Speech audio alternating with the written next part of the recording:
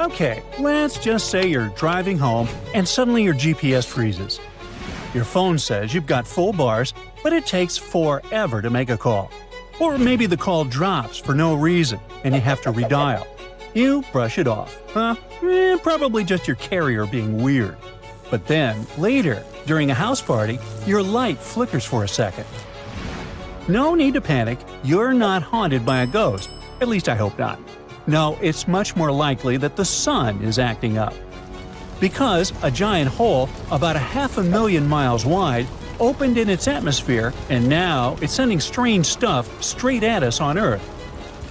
Okay, so what does that even mean, a hole in the sun?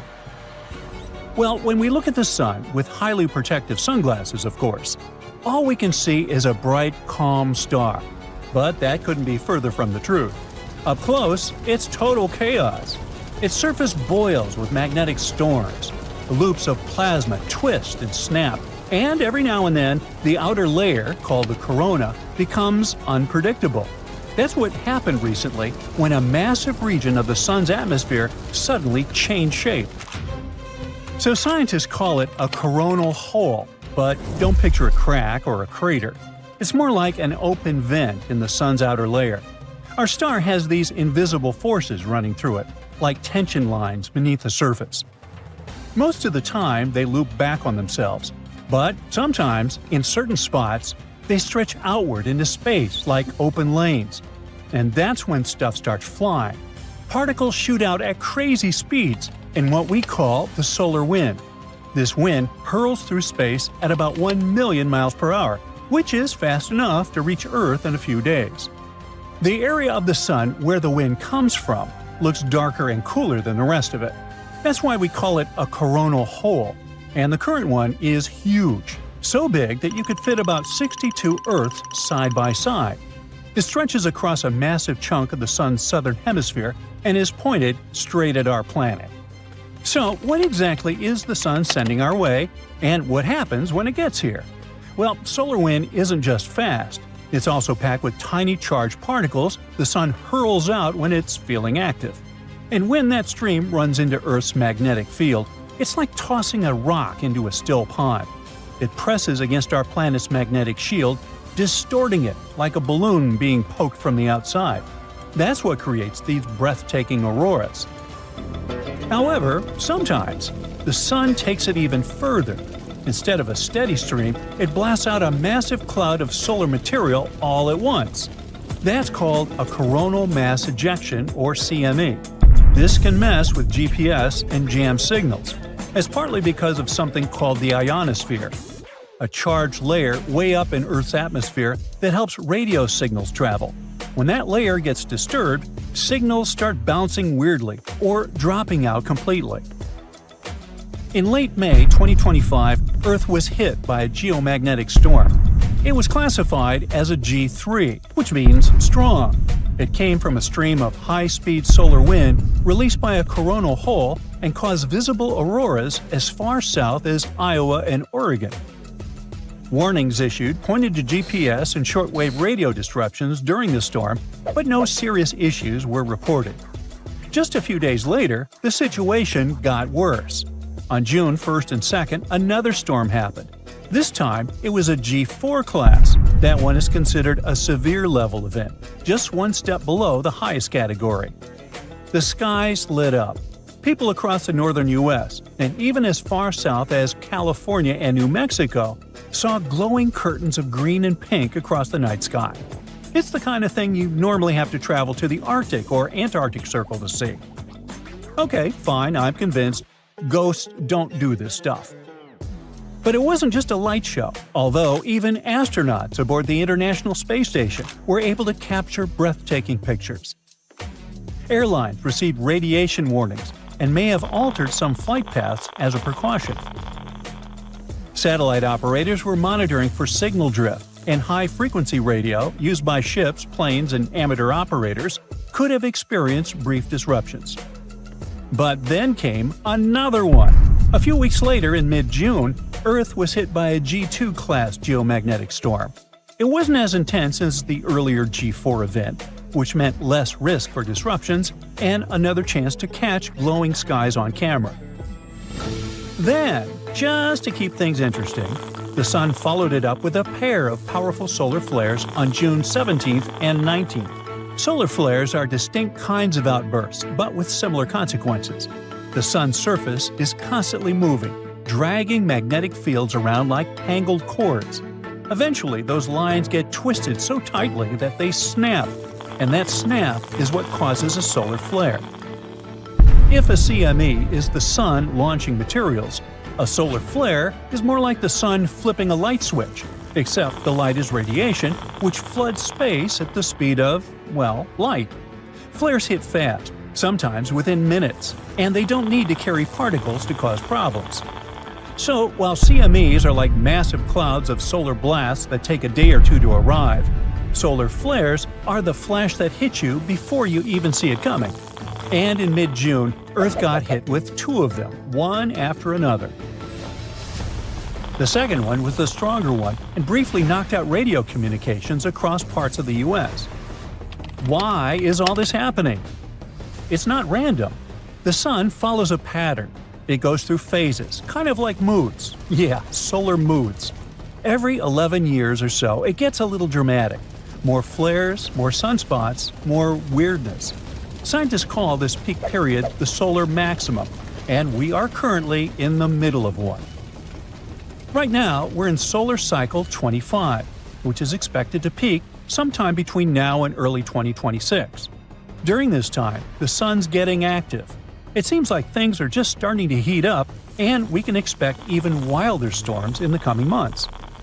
But if that's the case, should we be worried? Well, not really. At least not in a run-for-the-bunkers kind of way. Solar storms don't hurt people directly.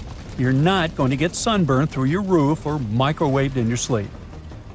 Unless they announce a beautiful aurora, you won't even know it happened. The bigger concern is for the systems quietly running in the background – satellites, navigation networks, and electricity. When the magnetic field gets disturbed, it can cause electric currents to form on the ground. And those currents don't just stay underground, they can sneak into power lines. If those currents get strong enough, they can overload transformers, damage electrical systems, and even knock out entire power grids. That's what happened in Quebec in 1989, when a solar storm blacked out the whole province in 90 seconds. So that's why agencies like NASA and NOAA track solar activity constantly. They know when something's headed our way, how strong it might be, and what kind of warnings to send out. Now, we usually don't think about the Sun unless it's too hot or messing with our beach plans, huh? Or when it's freezing and we're stuck indoors, dreaming of summer. But occasionally, it reminds us that it's still a wild thing. A fascinating ball of chaos.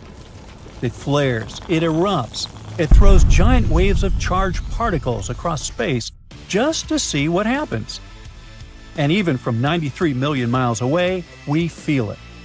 A dropped signal, a beautiful glowing sky, a power flicker.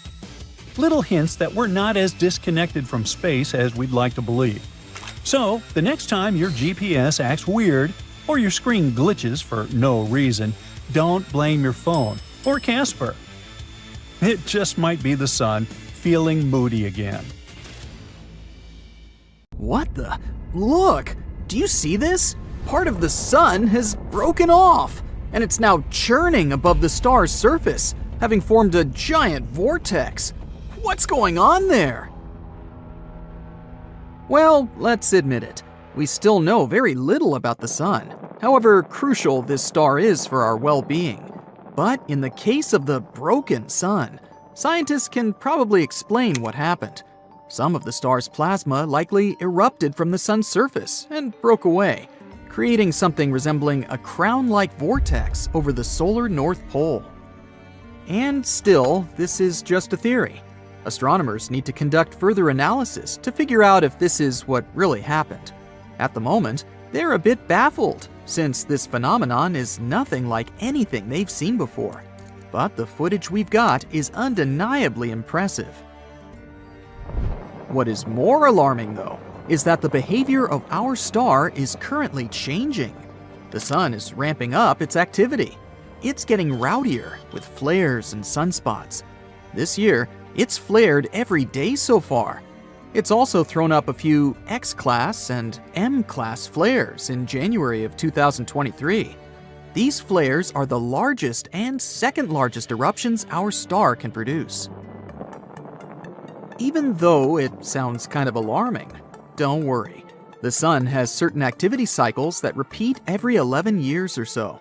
Some of them are relatively calm, while others are absolutely wild. These cycles happen simultaneously with the fluctuations in the sun's magnetic field. When it gets the weakest at the star's poles, they switch places. This makes the polarity of the magnetic field reverse. This is the very period of time when the sun is the most active. It's known as solar maximum. Right now, we're near this solar maximum. Scientists can figure it out by analyzing unusual solar activity. But since the sun is still pretty much a mystery to us, no one can determine when the polarity reversal is likely to occur.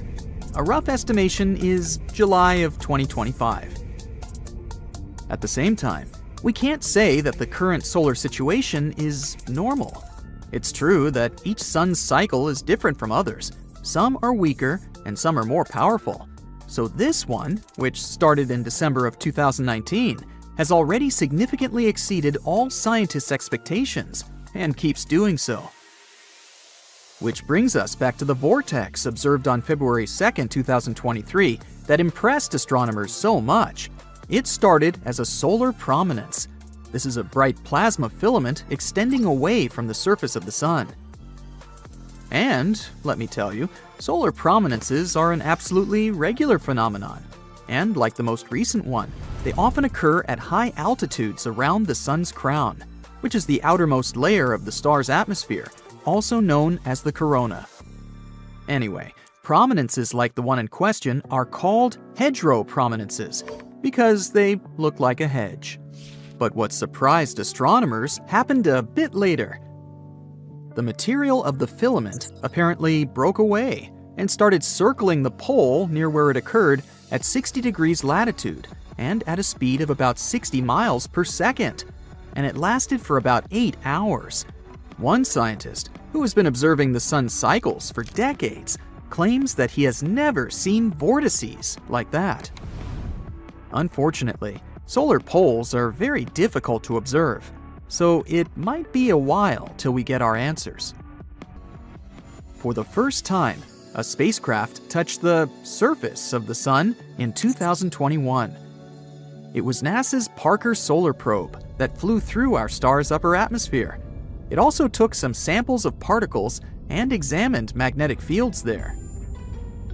It was a real milestone and a giant leap for solar science. Getting their hands on the very stuff the sun is made of will allow researchers to uncover crucial information about our star and its influence on us and the entire solar system. The Parker Solar Probe moved closer to the sun's surface and started making discoveries that other spacecraft were too far away to see. For example, the probe examined the solar wind from within. It's a flow of particles coming from the sun. These particles can influence us here on Earth. Even before coming super close to the star, the Parker probe found out that near the sun, there were loads of magnetic zigzag structures in the solar wind called switchbacks. But at that time, scientists couldn't figure out how they formed and where they appeared. But now, more than 2 years later, we know for sure that switchbacks originate at the solar surface.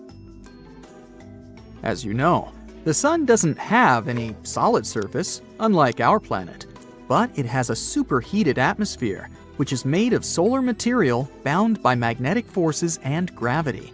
When pressure and rising heat push that material away from the star, it eventually reaches a point where the sun's magnetic field and its gravity can't contain it anymore. This point has its own name, the Alphane critical surface.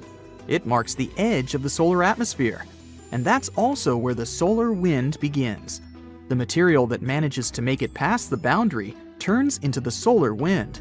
it drags the sun's magnetic field toward Earth and beyond.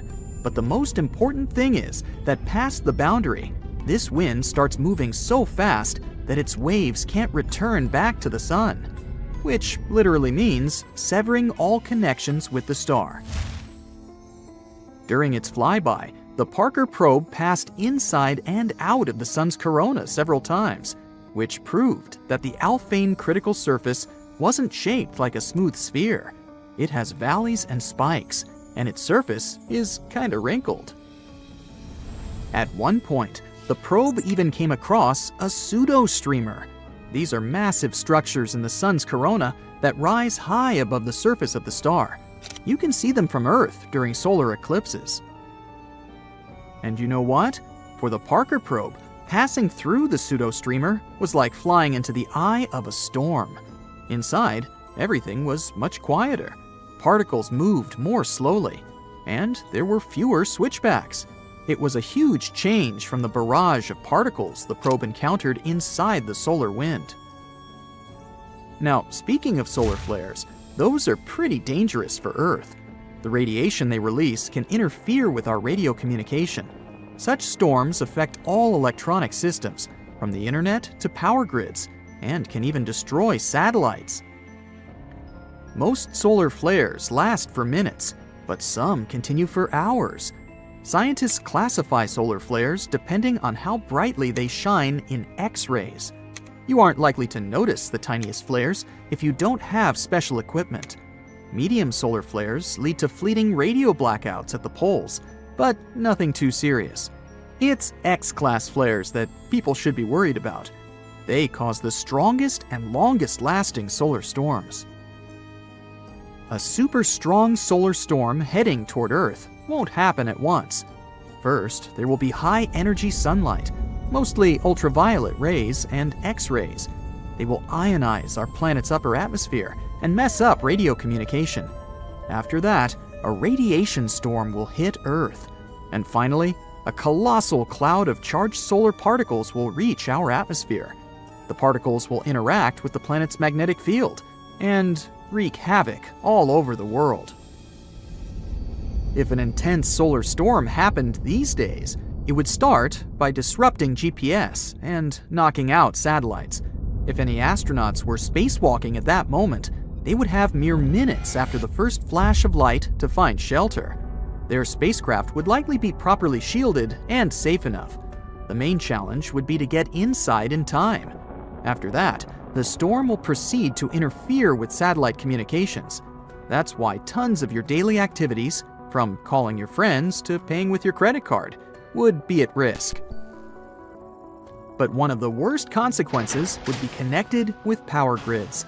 Power surges caused by the particles coming from the sun would damage giant transformers. A powerful solar storm could cost people $1 trillion to $2 trillion. Luckily, if such a powerful solar storm was heading our way, we'd most likely get some kind of warning. Modern equipment all over the world and in space doesn't stop watching the sun even for a second. It would give us some time to prepare, between several hours and a couple of days. And if transformers were taken offline in time, the consequences wouldn't be so dramatic. From where we stand, the sun seems so calm and peaceful. But like humans, and basically the whole living world, the sun has its own phases when it's more or less active. It's just that the consequences are way bigger and more chaotic when the sun becomes hyperactive. Let's zoom in to see what's happening up there. So one of the ways we measure the activity of our star is by counting sunspots on its surface. Sunspots are dark patches that form when the sun's magnetic field gets all tangled up. It's simple. The more sunspots, the more active our sun is. And it seems the sun has been partying like crazy recently. The number of sunspots scientists have seen is the highest for nearly 21 years. In June, 163 sunspots appeared on the sun's surface. The last time we had so many dark patches across the sun was in September 2002, when there were 187 of them. Uh-oh. It seems this chaotic party is getting closer to its peak. And that's something we call solar maximum. How does all this even happen? The sun's magnetic field is strong and organized at some point. But as we said, sometimes comes the time when it kinda ends up tangled. sort of like a ball of rubber bands that are wound together very tightly. This also means plasma is rising from the surface, forming loops, and causing a mess in the shape of solar flares and something we call coronal mass ejections, CME. That's when plasma in the sun's upper atmosphere, called the corona, goes crazy and bursts really strong.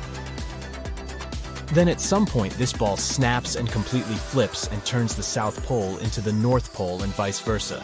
All this happens every 11 years or so. So when the sun comes into this phase when it becomes very active, it shoots out hot blobs of plasma, gets big dark spots as large as planets, and releases powerful eruptions of energy and radiation.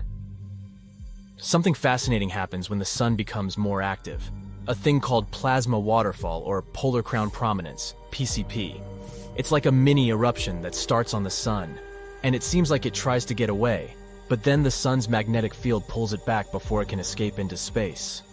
And this plasma waterfall's really spectacular. It goes up to 62,000 miles above the surface. It's like you stack 8 Earths on top of each other. Then there's something called a polar vortex. It's like a gigantic halo of plasma that rotates around the sun's north pole really fast. This vortex happens when a large tentacle of plasma snaps apart and falls back toward the surface, similar to how a plasma waterfall forms. Scientists don't know why this plasma stays above the sun's surface for so long. And one of the cool examples of CMEs was a giant one in the shape of a butterfly in March this year. It got such an unusual shape because it exploded on the side of the sun we couldn't see, so it was impossible to fully measure how strong it was.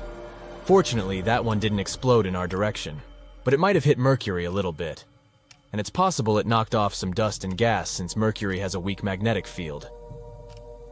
All this sounds cool in theory, but it's not such good news for us. Because of all this, we might experience more intense solar storms that can, again, lead to geomagnetic storms on Earth. And these don't just sound alarming, they indeed are. They create chaos and disrupt the magnetic field of our planet. Geomagnetic storms can create beautiful northern lights, true. But we'd all rather enjoy such beauties as the aurora borealis in regular conditions, or just watch a good old sunset above the ocean. It's not that every solar storm will necessarily hit Earth, even if there are more of them. To reach our planet, they must be pointed in the right direction at the right moment. But if that happens, the storm can ionize the upper atmosphere and bye-bye our communications. It can cause temporary blackouts for systems such as GPS and radio. It isn't necessarily a big problem on its own, but it can be very dangerous if it happens at the wrong time, like during a tsunami or an earthquake.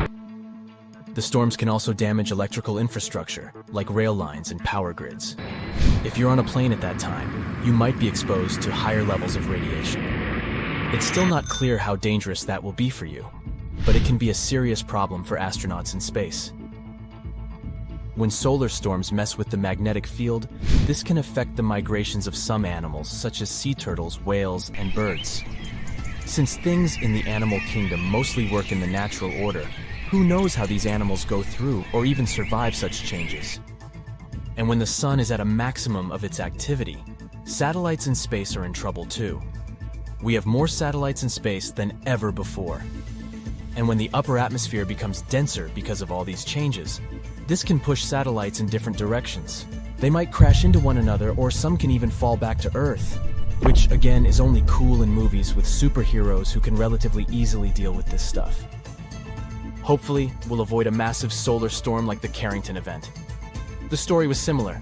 In August 1859, astronomers across the globe watched how the number of sunspots was getting bigger and bigger. A man named Richard Carrington was among them. At the beginning of September, he was sketching the sunspots when, out of a sudden, he was blinded by a flash of light. It lasted around 5 minutes, but it was spectacular. He later described it as a white light flare. It was a very strong coronal mass ejection, CME, and in only 17.6 hours, this storm crossed the long way between the sun and our home planet, 90 million miles, and unleashed its force on us, even though this usually takes days.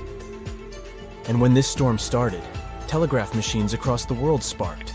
Operators got electric shocks, and paper even caught fire. People were really scared and confused because they had never seen such bright skies before. Some even thought it was the end of the world. The next day, Telegraph workers still couldn't work properly because Earth's atmosphere was still charged. They even managed to send messages using the auroral current instead of regular electricity. But it brought something incredible, 2 stunning auroras in the sky. People in Hawaii and Cuba could see beautiful northern lights, while those as far north as Chile could see the southern lights. It's all slowly but steadily escalating. Take solar flares, for example. These are powerful bursts of energy from the sun. In 2022, there were 5 times more of these flares compared to the previous year. Plus, the strongest ones, X-class flares, have been getting stronger and more common than before, too. And this might be way more extreme than anyone thought. Plus, it's likely to start a little bit earlier than we predicted. Scientists first thought the peak would happen in 2025, but it seems it could even occur by the end of 2023. We can't completely protect ourselves if a solar storm hits us directly, but we can still do some things like ground planes, adjust the paths of satellites in space, and try to make sure vulnerable infrastructure stays safe. To do all this, we need better solar weather forecasts to help us get ready for the worst. All this might sound very bad at first, but don't worry, solar flares won't destroy our planet. They do send charged solar material toward us at pretty high speeds, but it's not like we're completely doomed if these things hit us. Our planet won't leave us unprotected. We still have the atmosphere and magnetic field that keep us relatively safe. Our thick atmosphere is like a shield that blocks radiation that might harm us. So these solar flares can mostly affect technology, but they won't destroy Earth. I guess we have our own superheroes after all. A recent study has involved almost 200 huge stars that are reaching the end of their lives. It has given scientists more precise information about how the sun will one day end. It turns out that the sun will be about 200 to 300 times bigger than it is now by the time its game is over. For starters, let's begin with some basic information about star sizes. Giant ones reach this stage because they've run out of nuclear fuel and are no longer burning hydrogen in their core. Eventually, the core gets hot enough to trigger the next stage of fusion, which is helium burning. All the stars that were surveyed in this new study were either in this hydrogen shell burning or helium core burning phase. Even though giant and supergiant stars only make up less than 5% of all stars, or at least that we know of, they're actually really visible from a distance because they're so bright. In fact, according to scientists, about a third of all the stars you can see outside on a dark moonless night are giant or supergiant stars. This study will eventually give astronomers really useful info about massive stars. They'll be able to figure out their size and temperature, no matter where they are or their evolutionary stage. This means they can see a star's true color and use that to find out its radius. Pretty cool, right? It does raise the question, what will our sun be like when it gets old and grumpy? To put it simply, it will expand when it starts burning its hydrogen shell, but then shrink a bit during its helium core burning phase. After a few 100 million years, it'll end up as a giant star, about 200 to 300 times its current size. Eventually, the sun will expand so much that it will simply evaporate. So, what will happen after the sun fades away? Scientists actually have some predictions about what will go down, even though we won't be around to see it. They're pretty sure the sun will turn into a planetary nebula. These planetary nebulae are chunks of gas and dust in space that come from a star that is fading away. They got their name because they looked like planets to people using telescopes back in the 18th century, even though we now know they have nothing to do with actual planets. And here's the crazy thing. Astronomers have found out they can use the level of brightness of these planetary nebulae to calculate their distance from us. In 2018, scientists also found out that the sun is the smallest a star can be to still be able to produce a visible nebula. Any smaller and it would not be visible. Stars that are up to 3 times more massive than the sun will produce brighter nebulae. The sun is currently 4.6 billion years old, but it's estimated to have another 10 billion years until its end. The sun is also getting brighter with each year. It doesn't seem like a lot now, but it's actually going to cause some big problems for Earth. In about 1 billion years, the sun will be too bright for life on Earth to survive. Our oceans will evaporate, and it will be too hot for water to form again. So unless we find a way to escape from this planet, humanity only has about 1 billion years left. Will Earth still be around by the time the sun turns to dust?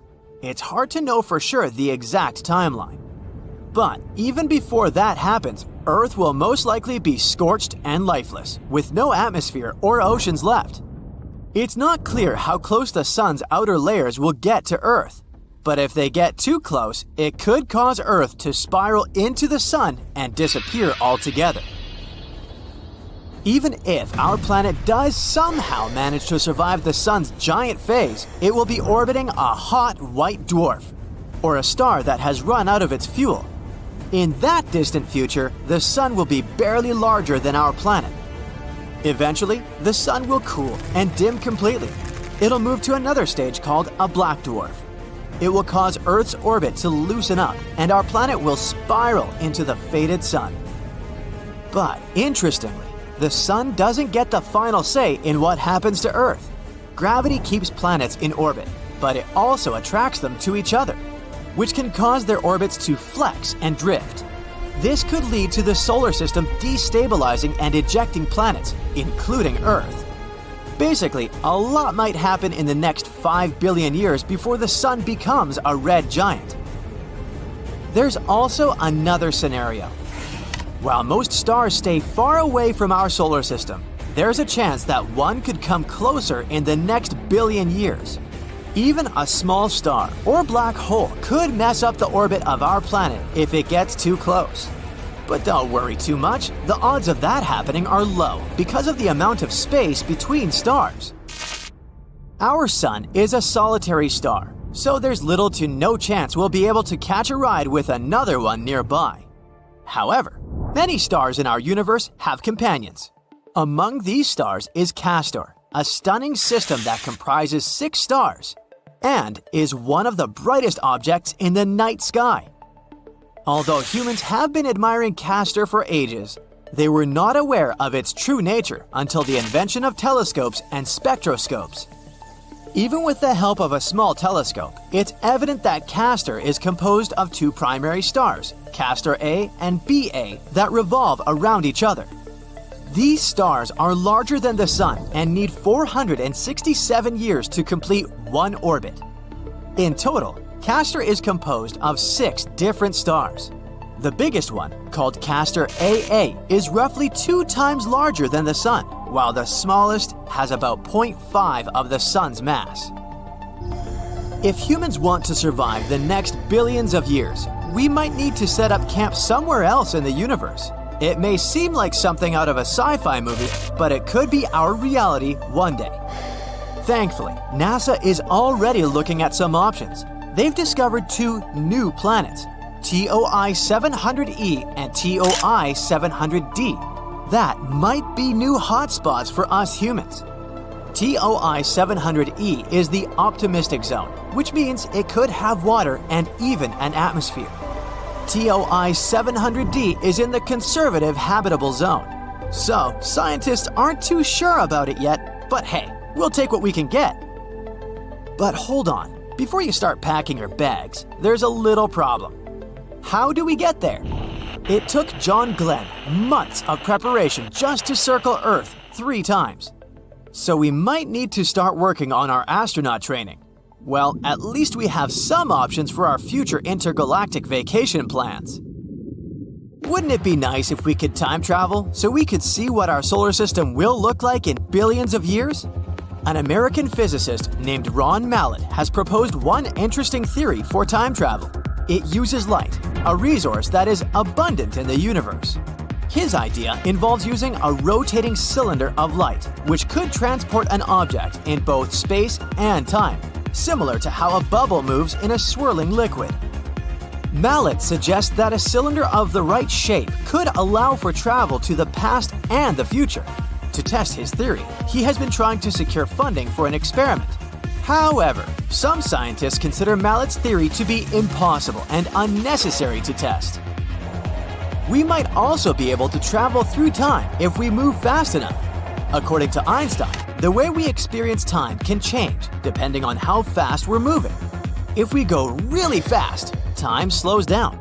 For example, astronauts in space age a tiny bit more slowly than people on Earth. This is important for things like GPS, which would be incorrect without special adjustments because of how time is affected. What if the sun went boom? Well, you can guess it would be super bad news for us. This was sure a short video, huh? Nah, wait, I have more. If the sun blew up, chaos would ensue in our solar system. But scientists tell us that it will certainly happen one day. But why? How exactly would events unfold? And is it possible for us to somehow survive this event? Hey, let's delve into it. First of all, get ready for a journey to the sun's core. The sun's heart is packed with hydrogen atoms, having an out-of-this-world dance party. These atoms are so excited that they smash into each other with all their might. And when they collide, something magical happens. It's called nuclear fusion. And in this fusion fiesta, the hydrogen atoms combine to form helium atoms, a chemistry experiment on a grand scale. During this nuclear fusion, a teeny bit of mass from the hydrogen atoms is transformed into a massive amount of energy. It's Einstein's famous equation E equals mc squared coming into play. Energy is unleashed in the form of light and heat, radiating outwards to brighten up the entire solar system. And once all these processes get going, a bunch of energized particles called photons join the fun. These photons are like tiny packets of light, bouncing and zipping around in all directions. They play a crucial role in carrying the sun's energy through space, illuminating our world and warming our cozy planet. But to keep all this going, so that atoms don't escape and create complete chaos, the sun's core needs to be under tremendous pressure. This pressure comes from the immense weight of the sun's outer layers pressing down on the core. The outer layers are squeezing the inner core. But the inner layers don't give up. The energy created from fusion and the bustling photon party tries really hard to escape the sun's core. But the core is so dense, like me, and the pressure is so big that the energy takes its sweet time to make its way out.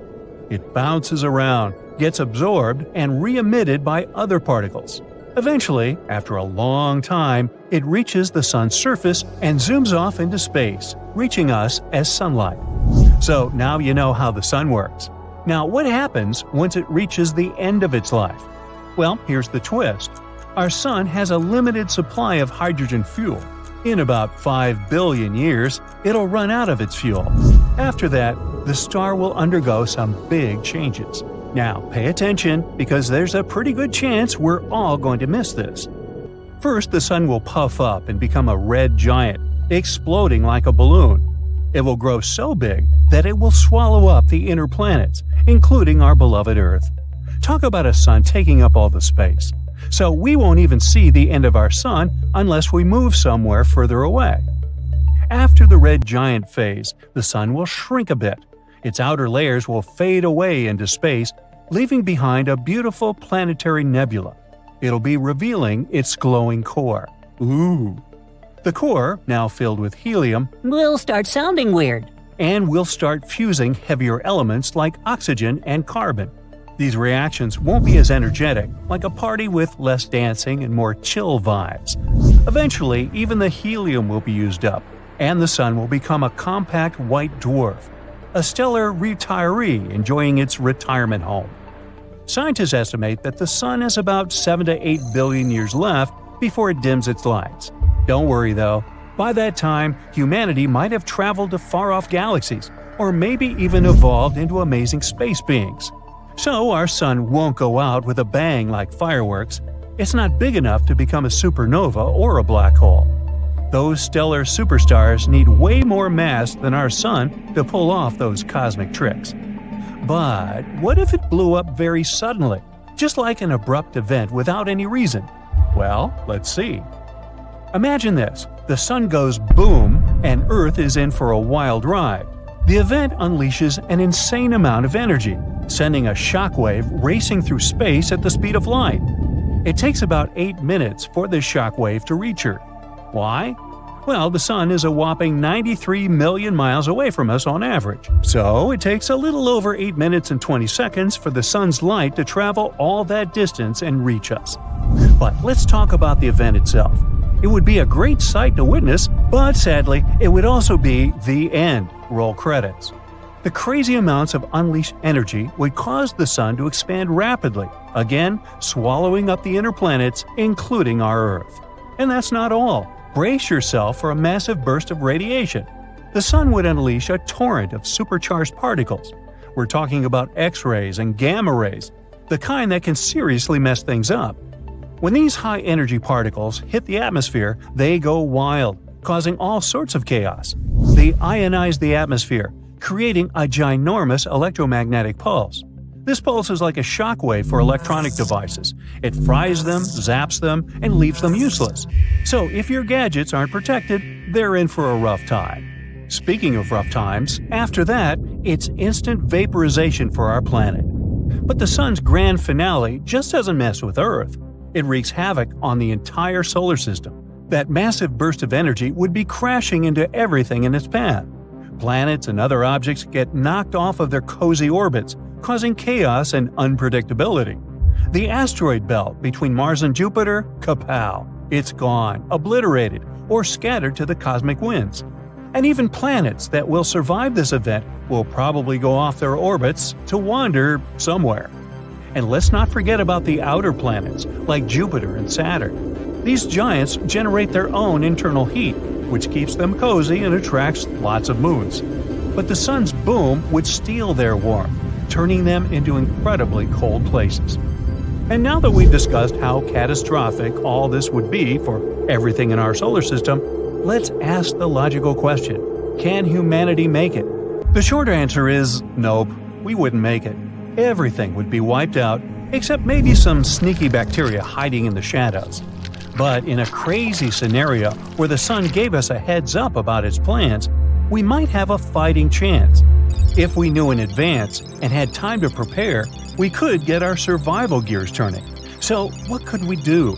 Since Earth itself won't survive the Sun's tantrum, we'd have to move somewhere. Remember how we mentioned that not all planets would be completely destroyed? Well, sadly, the ones closest to the Sun, Mercury, Venus, and Earth, would disappear. So the easiest option would be to move to some other solar system with its own Earth-like planet.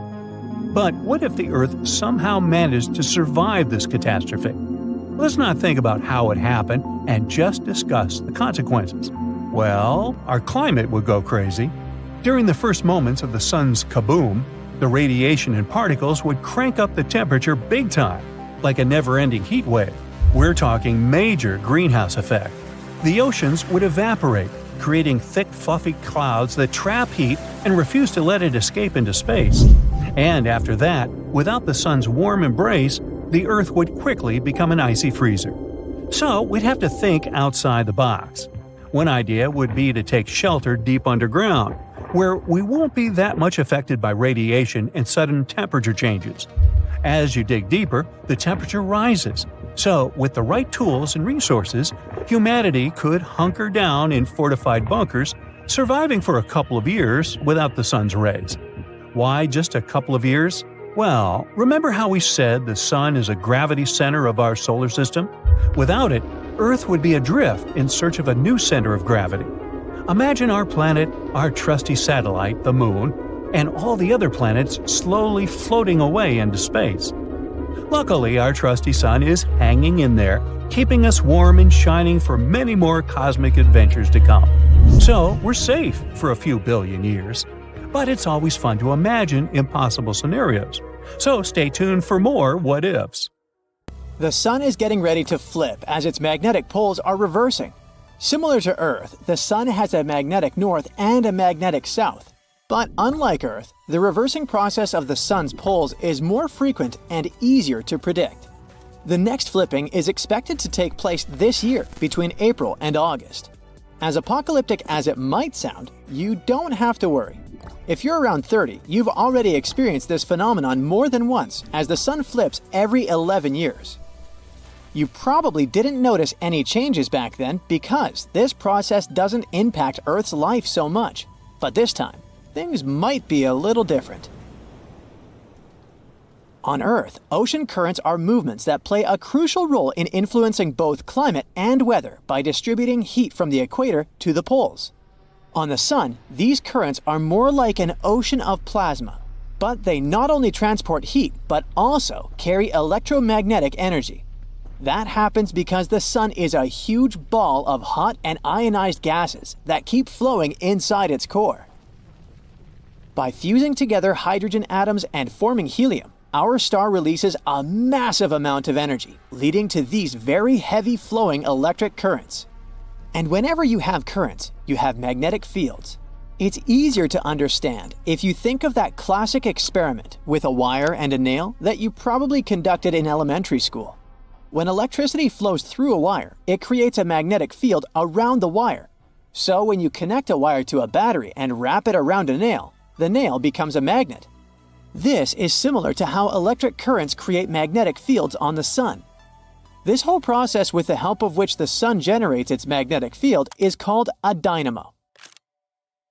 We can't observe it directly, but we can see its effects on the Sun's surface.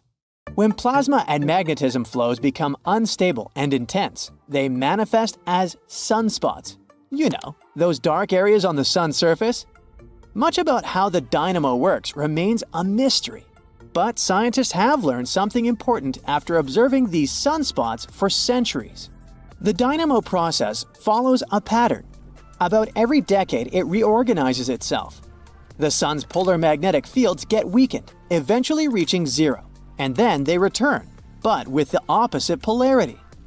Back in the 50s, researchers figured out that when sunspots start to ramp up and become more intense, it means the poles are gearing up for a reversal.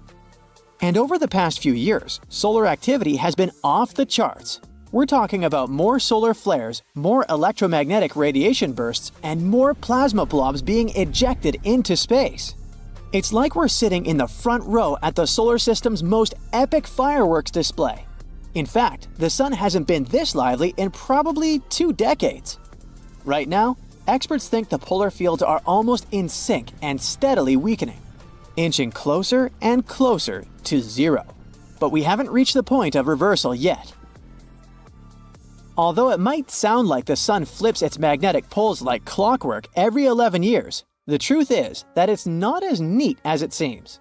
This path can be bumpy, and some aspects of the phenomenon are still very hard to predict. Take the last solar cycle, for example.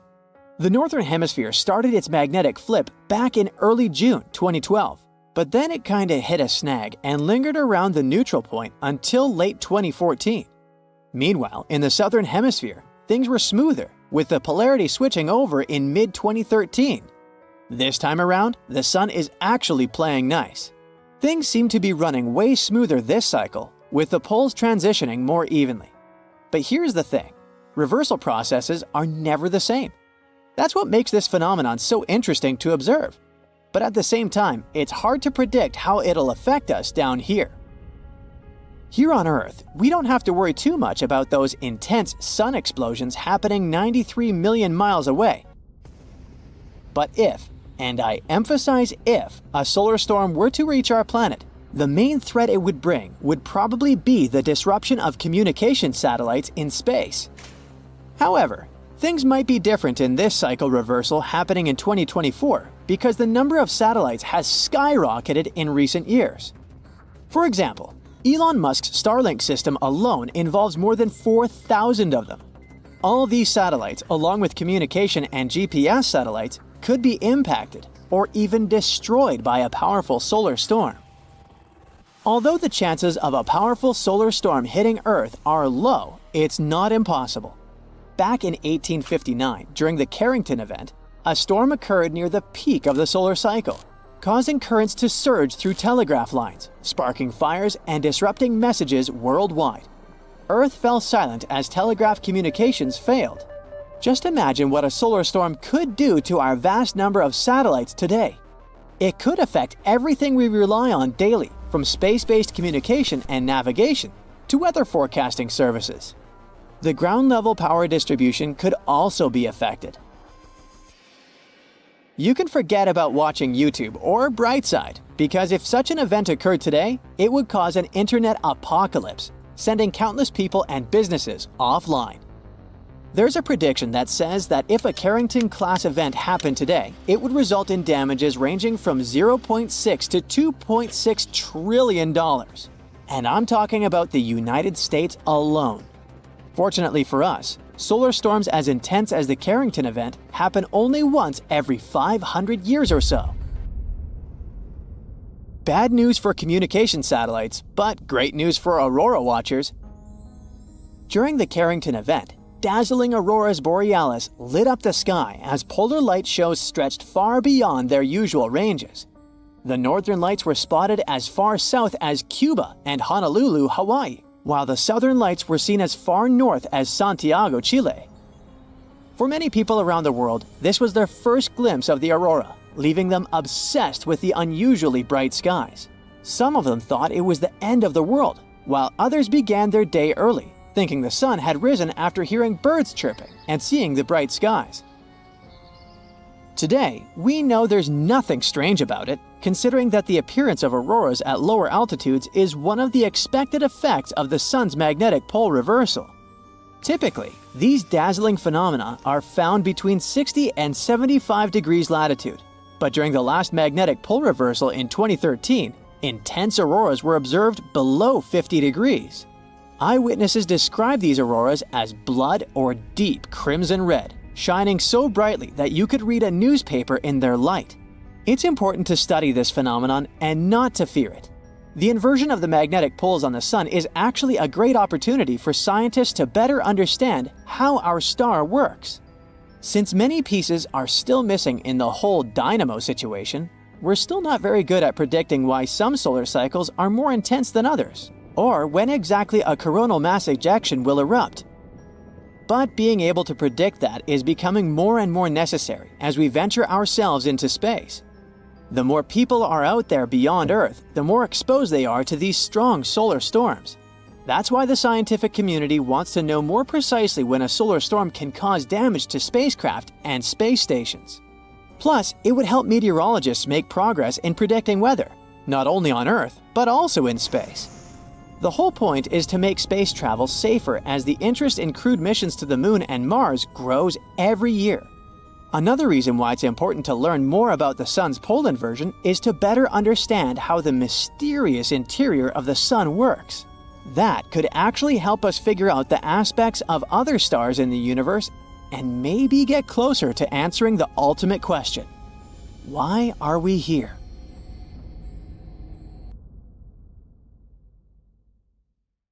So, what's going on with all the news about the sun? Some say that the sun is getting angry.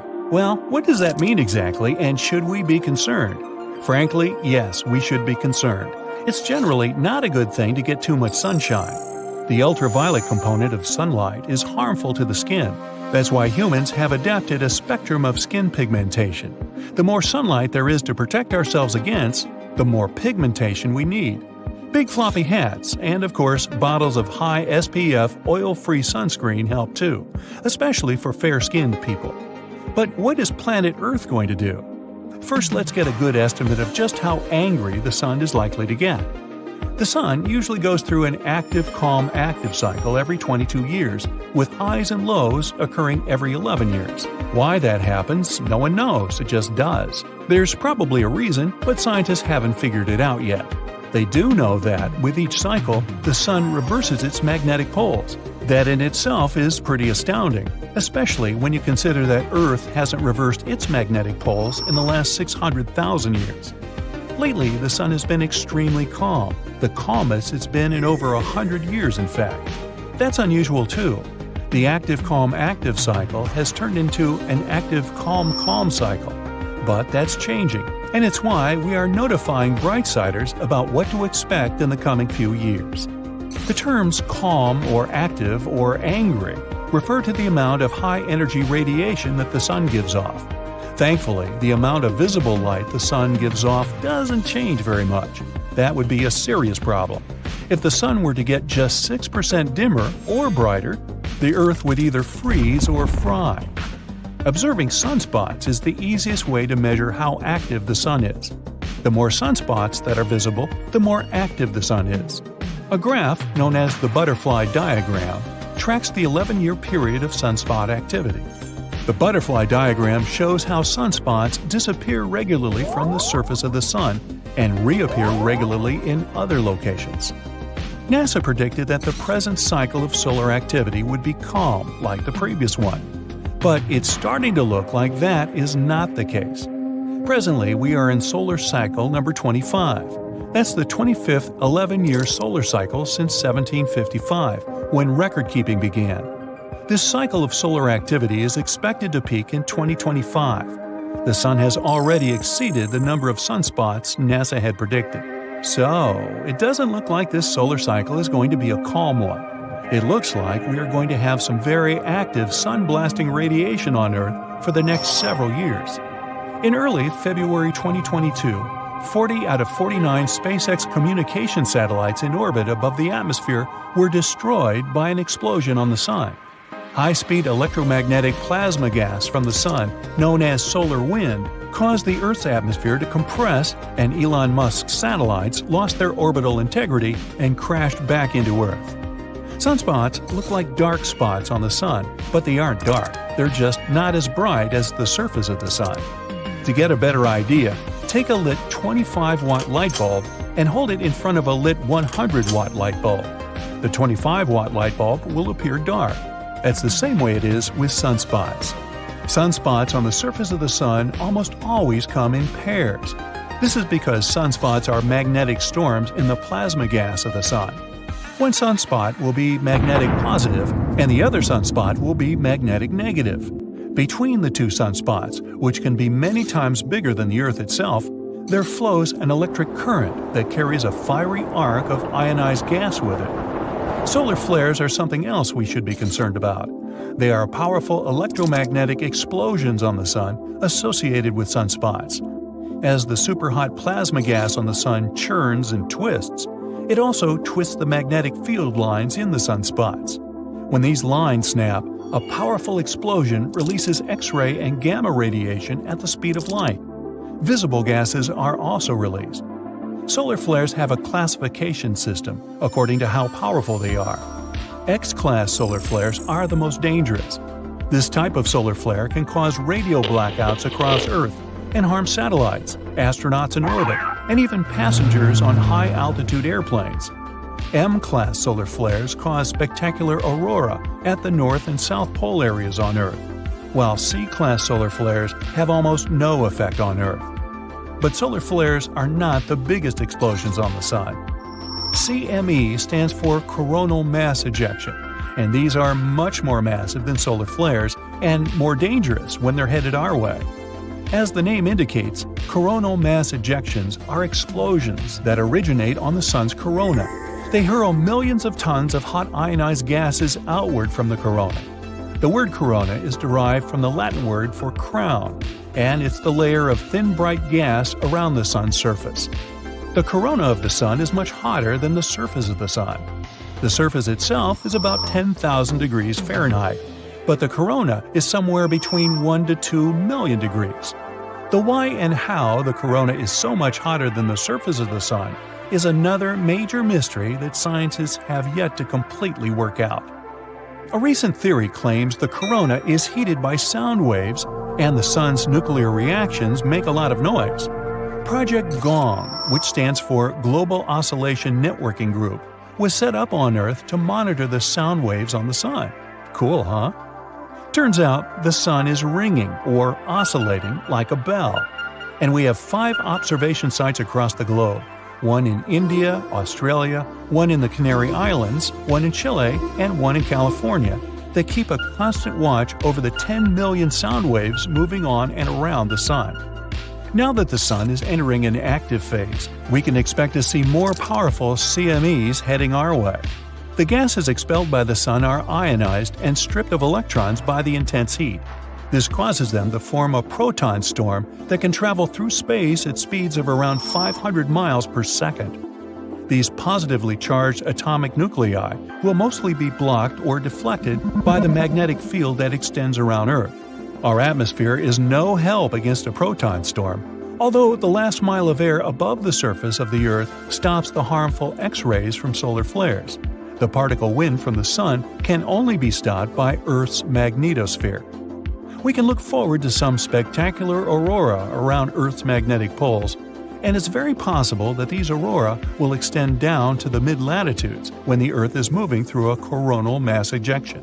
Currently, the United States has a space probe headed for the solar corona.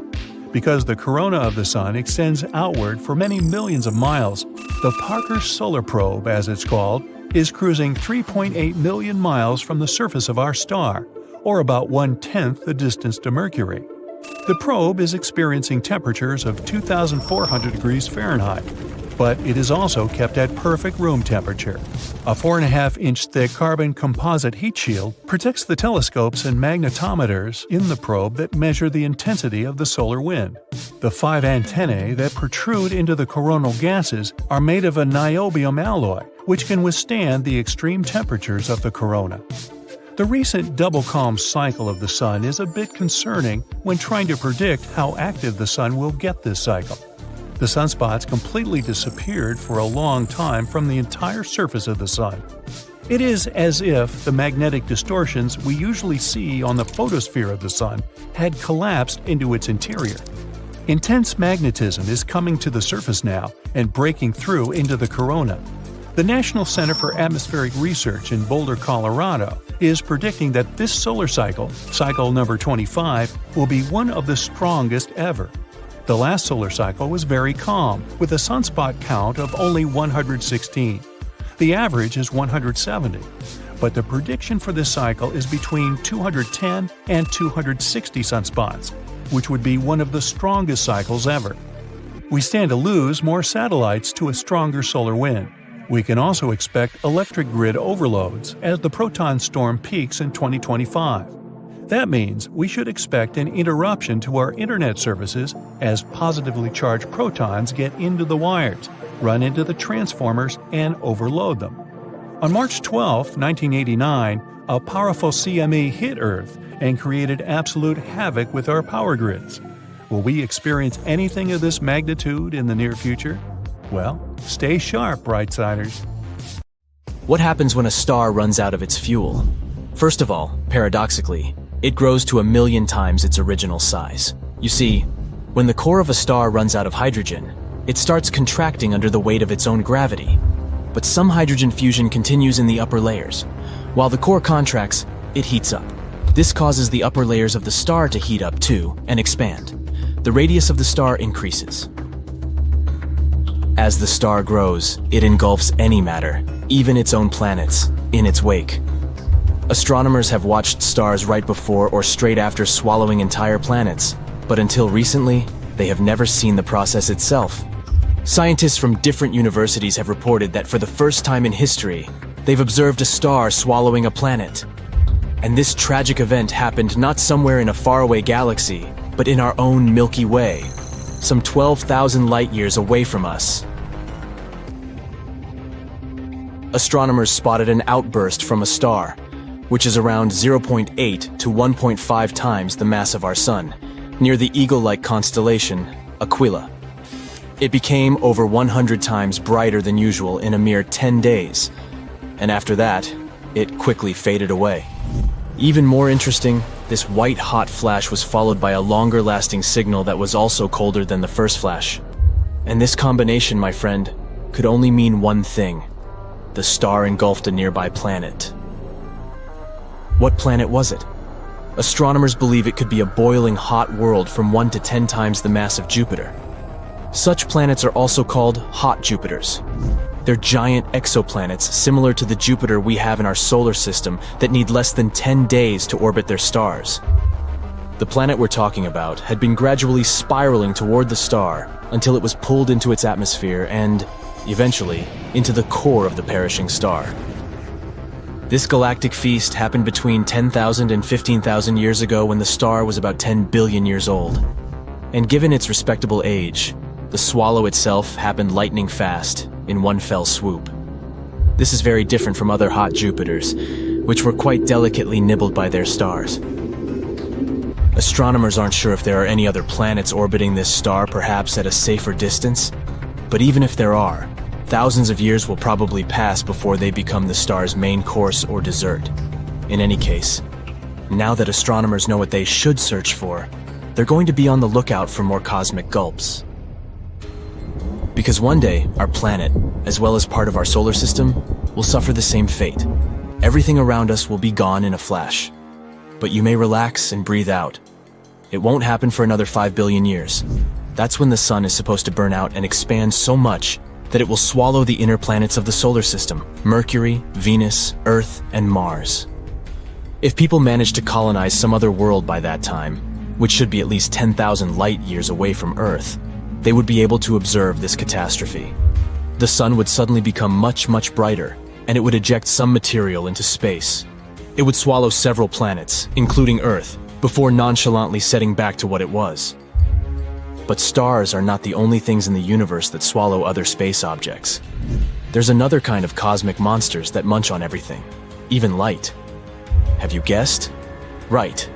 I'm talking about ruthless black holes. But what is more interesting, they not only devour stuff but also seem to spit it out.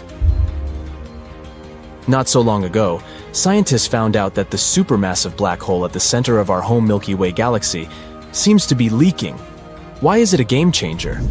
Because it might mean that this black hole, called Sagittarius A*, whose mass is 4.1 million times the mass of our sun, isn't a sleeping giant as previously thought. It might still be active, and this leakage may be the whole hiccuping while swallowing clouds of gas. During the research, the team of astronomers used the Hubble Space Telescope. It helped them spot a jet that looked like a blowtorch. It was pushing into clouds of hydrogen at the center of our galaxy. The jet seemed to spew gas like a hose directed into a pile of sand. This often happens around active black holes, surrounded by the material, pulled toward them by their immense gravitational pull. Some of this material gets into the black hole, but a small part of it gets swept outward by powerful magnetic fields. The research suggests that when a giant gas cloud gets too close to our supermassive black hole, it gets swallowed, and then the hole belches mini jets of matter. Fermi bubbles might be the result of the belches that happened around 2 to 4 million years ago. But recently, scientists have discovered another giant glowing bubble of hot gas. It aligned with the jet stretching for 35 light years or more from the supermassive black hole. Astronomers suspect that the jet could have plowed into this bubble of gas and inflated it. Now I'll tell you something even creepier. There seem to be black holes that might be eating each other. Well, kind of. They're actually trying to share their meal at the moment, but who knows what will happen in the near future. But let me go into detail. Astronomers have spotted 2 supermassive black holes, feasting on the cosmic material of 2 merging galaxies in distant space. These giants have been located with the help of the Atacama Large Millimeter Submillimeter Array of Telescopes, also known as ALMA. These telescopes are in northern Chile's Atacama Desert. Scientists originally used them to watch 2 merging galaxies located about 500 million light-years away from Earth. Astronomers have also noticed that 2 gigantic black holes were growing alongside each other not far from the center of the coalescing galaxy, UGC 4211. Apparently, these black holes came across each other when their host galaxies collided. One of the black holes is around 200 million times the mass of our sun, and the other is a bit smaller, about 125 million times the mass of our star. Even though they aren't visible directly, the black holes are surrounded by bright clusters of warm, glowing gas and stars. All of this has been tugged close by the black hole's gravitational pull. Times will pass, and these black holes will start circling each other. And eventually they will collide, creating one, probably even bigger black hole. Scientists have been observing these black holes across multiple wavelengths of light and have come to the conclusion that they are kinda unique. They're located the closest to each other astronomers have ever seen. The distance between them is a mere 750 light years, which astronomically speaking, is just next door. Even more exciting, This distance is close to the limit of what modern technologies can detect. Interestingly, such ginormous merges are more typical for distant galaxies. This makes it harder for Earth-based telescopes to see them. But the sensitivity of ALMA helped astronomers observe those bright and compact regions where matter swirls around black holes. Imagine how surprised astronomers were when instead of one black hole, they saw two of them, munching on the dust and gas stirred up by the massive space merger. The most important thing about this discovery is that it may mean that such black hole binaries are likely to be much more common than we previously thought. And if pairs of black holes are so common, it might make it easier for us to study gravitational waves that occur when black holes collide. Such waves are also known as ripples in spacetime. If we talk about the recently discovered pair of black holes, it might still take them several 100 million years to crash into each other. But by observing their behavior, scientists can figure out how many binary black holes that are about to collide exist in the universe. More than 1 million Earths can fit in our sun. New research shows that between 20% to 35% of suns eat their own planets, and a quarter of planetary systems orbiting stars like the sun had a chaotic past. The very thing that gives life can also take it away. All the planets in our solar system revolve around the sun, and they all do it in a somewhat consistent way. It's most likely that they stayed that way ever since they first came into the picture, but not all of them. This chaotic existence means that a solar system had a lot of planets in the litter until the host sun decided to melt them away. Our solar system is panned out perfectly so that no planet's gravity interferes with each other. The gravitational force on Jupiter is a lot tougher than Earth's, which means that if Earth gets close to Jupiter, we'd be another moon for Jupiter. The planet is so big that if Earth were the size of a grape, Jupiter would be the size of a basketball compared to it. Even with the best technology in the world, it's difficult to tell if stars do, in fact, eat their planets. The best way to study this is to observe binary systems. That's just a sciencey way of saying a system with two stars orbiting each other. Usually, the two stars were formed around the same time from the same gases and the same conditions. It means they should contain the same elements, more or less. When you open your eyes in the morning, the sunlight that's been traveling for millions of miles greets you. The closer we get to it, the hotter it is. But the rays traveling from the sun also contain certain chemicals that make it unique. The chemicals that are associated with the sun are light materials like oxygen, carbon, hydrogen, and helium. You can find some other stuff in it too, but these are the main ones. By studying these elements, you can learn the history of a solar system with enough detail to determine if it was chaotic or smooth. Scientists studied 107 binary systems composed of suns like ours by analyzing the light. Since each system contains two suns, they compared and contrasted them to see the differences. They observed the stars with a thin outer layer, having different elements than their companion. All suns contain light elements, but there are some that have rocky elements, like iron, silicon, and titanium near the sun. These elements are associated with rough terrains that you'd find on the surface, but they're out there floating in the middle of space. The thinnest outer layer is especially rich in iron compared to the other layers. Many stars are twins at birth. Even most of the Milky Way stars have a buddy in a binary system. It means our sun is pretty unique for not having a partner.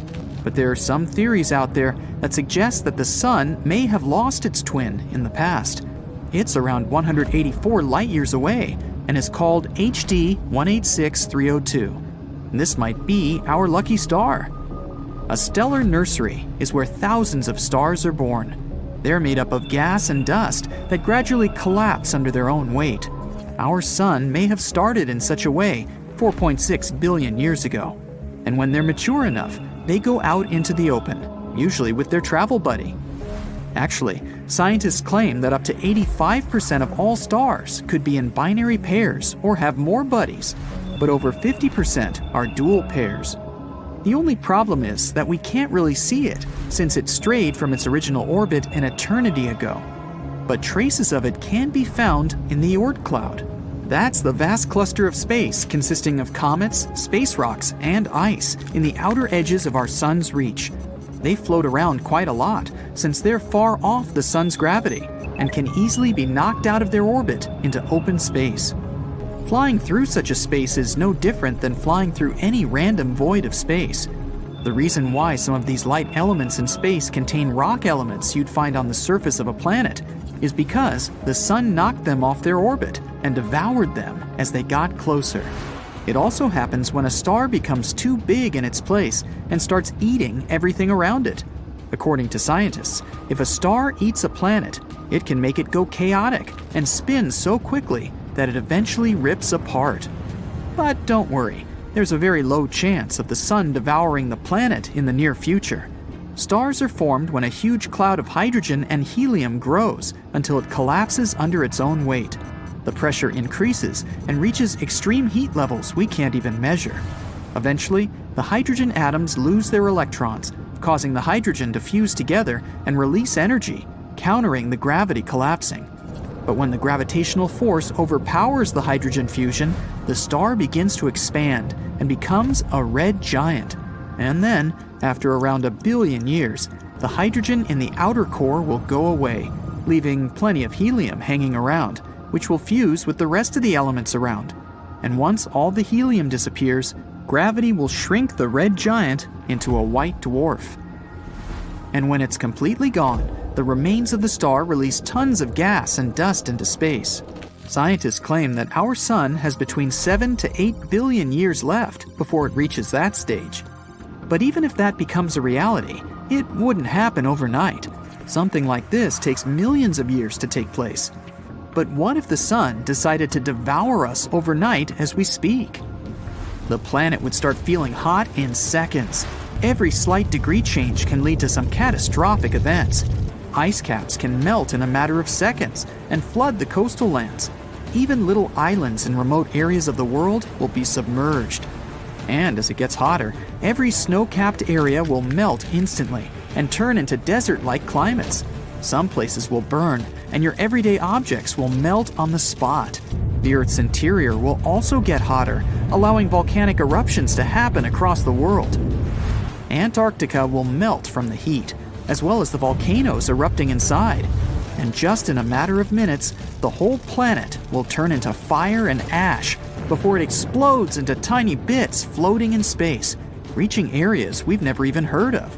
But no worries, something like this won't really happen. In case the sun knocks us off our rotation, the results would be different. It'll also get hot because the magnetic field around us protects us from the sun's radiation. And once we get knocked out of place, the magnetic field gets tarnished, and the extreme heat from the sun will boil us. The gravitational force will be unstable, so the physics of our everyday life will be chaotic. We'll have to wait 5 billion years from now when the sun turns into a red giant. It'll grow in size, eventually eating up Mercury and Venus. Chances are, Earth will also be on the menu. If Earth were to move only 900,000 miles closer to the sun, then it would be uninhabitable. It may seem like a lot, but it's only 4 times the distance between the moon and Earth. Detecting the chemical composition of the sun rays in solar systems that are further away could help scientists find other Earth-like planets. Since the atmosphere around these planet-eating stars changes the chemical composition, we can detect which solar systems out there have had a calm past. The main thing we have to observe is if the planets have a healthy orbit cycle. With nothing else getting in the way, we can assume that the planet could follow the same steps as Earth did for humans to be here. But this process will take ages, since there are millions of nearby stars similar to our sun. The odds of finding a planet similar to ours are near impossible at this rate. But if so, then there might be life on those planets. There will be no way of knowing if it's intelligent life, but they might have had the same evolutionary fate as us. NASA sent a spacecraft right into the sun. It's the fastest human-made object ever, and could cover the distance from Philadelphia to Washington, D.C. in just 1 second. The Parker Solar Probe's mission is to study our star's dangerous behavior. Scientists warn that massive solar storms are inevitable, and the consequences could be catastrophic for our planet. The spacecraft got 7 times closer to the Sun than any other probe ever did. It managed to do so during its 20-second flyby to the star since its launch in 2018. Because our star is so massive, its gravity is really strong, like a giant magnet. As the probe flies around the Sun, it uses gravity to go faster and faster and eventually picks up that crazy speed. As it got closer and closer to the Sun's corona, which is its outer atmosphere, the probe had to survive temperatures of 2,552 degrees Fahrenheit. That's hot enough to melt many metals. It was protected from that heat and radiation by a 4.5-inch thick carbon shield. It kept the tools inside the probe safe and running at around room temperature. The scientists went to all this effort because they're hoping to solve a big mystery about the Sun that's been puzzling them for ages. The surface of our main star is already super hot, but as you move closer out to the corona, the temperature shoots up to millions of degrees. And it doesn't make any sense because it's farther away from the Sun. So maybe we could finally get some answers about this heat phenomenon. The mission is also going to help us understand something called solar wind. The Sun is constantly shooting out tiny bits of energy and charged particles into space, like a never-ending breeze of electricity. When this solar wind hits Earth, it can create amazing light shows in the sky called auroras. The more active the Sun is, the farther south you can see auroras. Our star follows natural cycles that last about 11 years. The activity goes from low to high and back down to low. Right now, we're in the solar maximum, the peak of the activity cycle. That's why we've spotted beautiful auroras in the most unexpected places in 2024. The downside to it is that the Sun's activity can send out bursts of energy and charged particles that can mess up things like radios, satellites, and even GPS. It can be dangerous, especially for astronauts out in space who aren't as protected as we are here on Earth. Humans wouldn't feel the compression of the planet's electromagnetic field because of all the extra radiation, but power grids are really sensitive to it. If we don't act fast, when it happens, the influx of energy will go into power transformers all over the world, disrupt them, and leave big areas without electricity. If this happens during a hurricane or a tornado, when communication is already super important, it could make it much harder for emergency services to communicate and save lives. That's why it's so important to learn to predict this space weather. It's tricky because, unlike most disasters, like earthquakes, floods, and volcanoes, it doesn't leave behind any kind of physical evidence. The only big solar storms we really know about happened in 1859 and 1921. The first one, called the Carrington event, was so wild that it made sparks fly from telegraph wires. The auroras were seen all the way near the equator. Scientists back then were using a special kind of paper that reacted to light to record solar activity. During the Carrington event, the reading from the Sun went off the page, literally. Whatever was happening, it was so extreme that we still don't fully understand it. Then, there was the New York Railroad Storm of 1921. It was powerful enough to knock out telegraph systems across the US, Europe, and the Southern Hemisphere. The storm boosted radio transmissions for a bit, making them travel farther than usual. But back then, there weren't nearly as many radios, so it wasn't super helpful. The bigger problem was the electrical grid in the US, which was heavily damaged. Back in 1859 and 1921, people weren't as dependent on tech as we are now. If a storm like that hits today, the consequences could be way more catastrophic. Scientists from New Zealand who study space weather are working on simulations trying to prevent disasters from happening. They say one of the possible options to do it is to study other suns like ours elsewhere in space. If we get data from thousands of stars, not just one, the picture for analysis would be more complete. So far, scientists have launched or plan to launch several other missions in addition to the Parker Solar Probe. Meanwhile, NASA is working on another mission. launching Endurance, robotic moon machinery on steroids. Its main mission will be to collect samples from key lunar locations that will later be retrieved by astronauts from the Artemis program. These samples are spread across the largest impact basin on the moon, separated by hundreds of miles. To do it, Endurance will have to be way more advanced than Perseverance, NASA's current most cutting-edge rover. Endurance will drive roughly 100 times further, drive 10 times faster, and collect roughly 200 times more sample mass. Endurance would also be the first planetary rover to drive at night. And because it will be on the far side of the moon with limited communication to Earth and surface data, it will have to drive autonomously between sample locks and make its own decisions in tough conditions.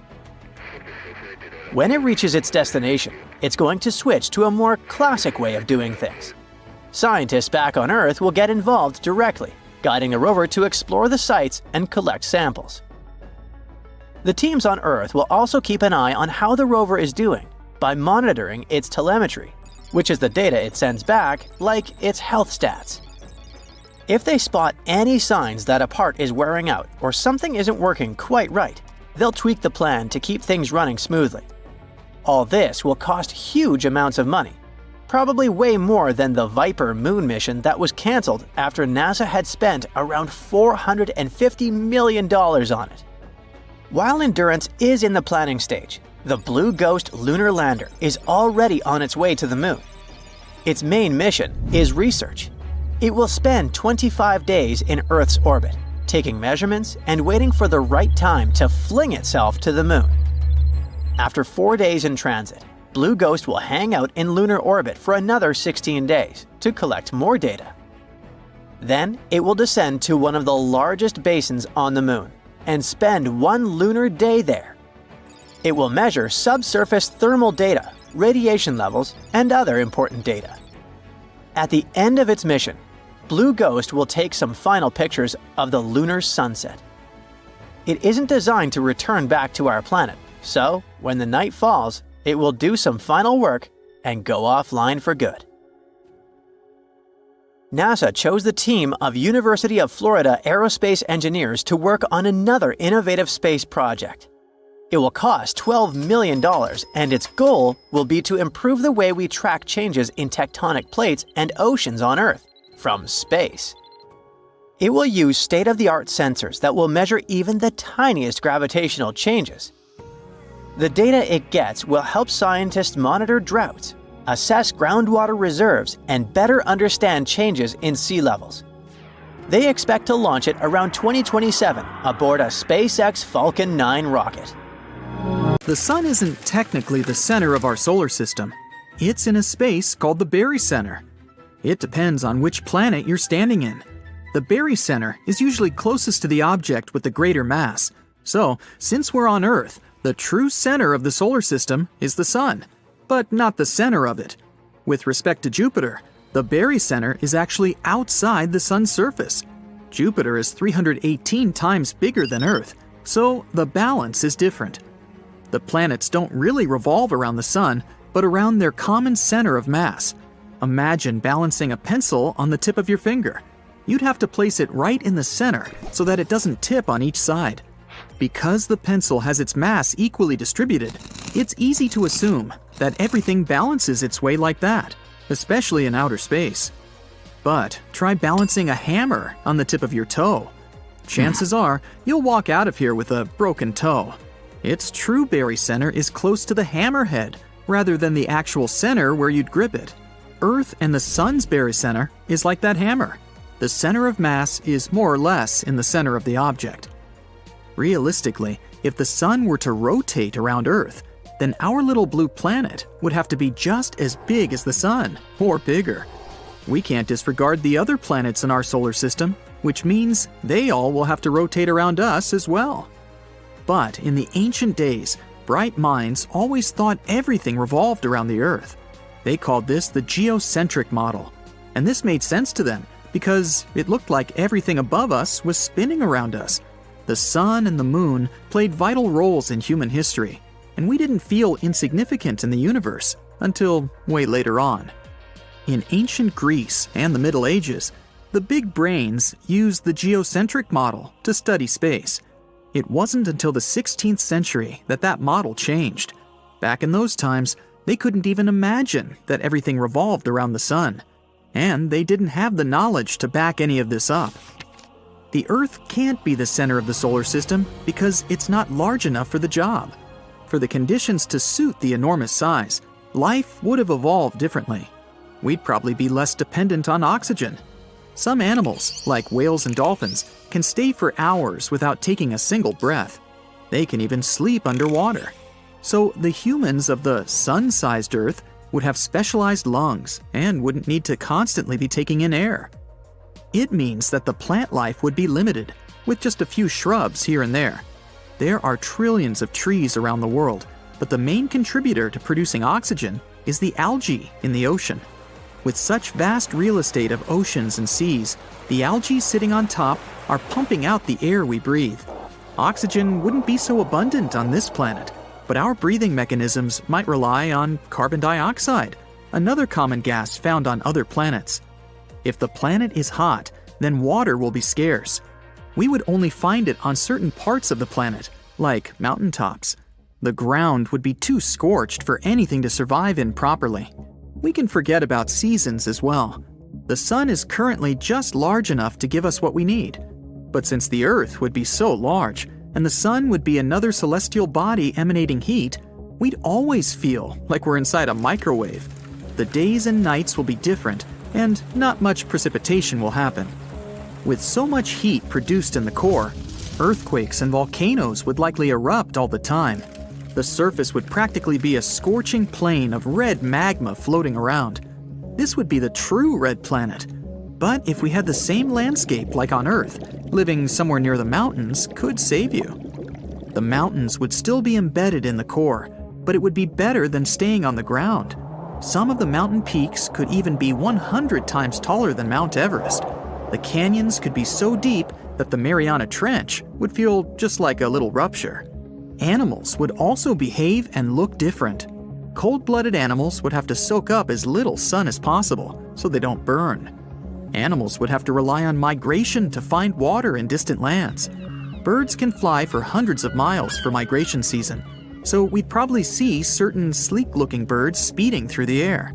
But because gravity would be so strong on the colossal-sized Earth, the flying animals would need thinner bones and a thinner core just to take flight. The real survivors would be the microorganisms. They can live in extreme temperatures and pressures and can live without oxygen for a good while. The nights would be dark since there wouldn't be any moon to reflect the sunlight. The moon would most probably be on the opposite side of where the sun is shining, so it would forever be a floating ball in the sky. The Earth's rotational speed is the fastest at the equator, so if all the planets and the sun rotated around us, then our rotation wouldn't be so significant. New weather patterns wouldn't be good for crops. Humans would have evolved differently from what we are like now. We'd probably be shorter and stockier since gravity is so strong. And because of the soaring temperatures, we'd probably live in caves all around the world. The strongest ones would have migrated to the mountains. We'd probably have the same evolutionary path as we do now, but other physical features might be different. Our pigment would likely look different to combat the heat. The desert fox has large ears for hearing out predators and for cooling itself down in the scorching desert heat. It's possible that we would also have bigger ears than what we have now for the latter reason. We'd be a lot stronger than we are, and our bones would be thick and tough to break. Gravity is one of the key components to developing our bone density and muscle mass. This means we would unlikely need tools for hunting. This would have delayed the Bronze Age and modern civilization as we know it. With little vegetation, standing upright wouldn't be so necessary to find predators around us. We wouldn't be the fastest runners either, but we'd be strong enough to fight off a pack of strange-looking wolves. And if the Earth was supersized, then it's possible that multiple species of humans would be roaming the land in isolated areas.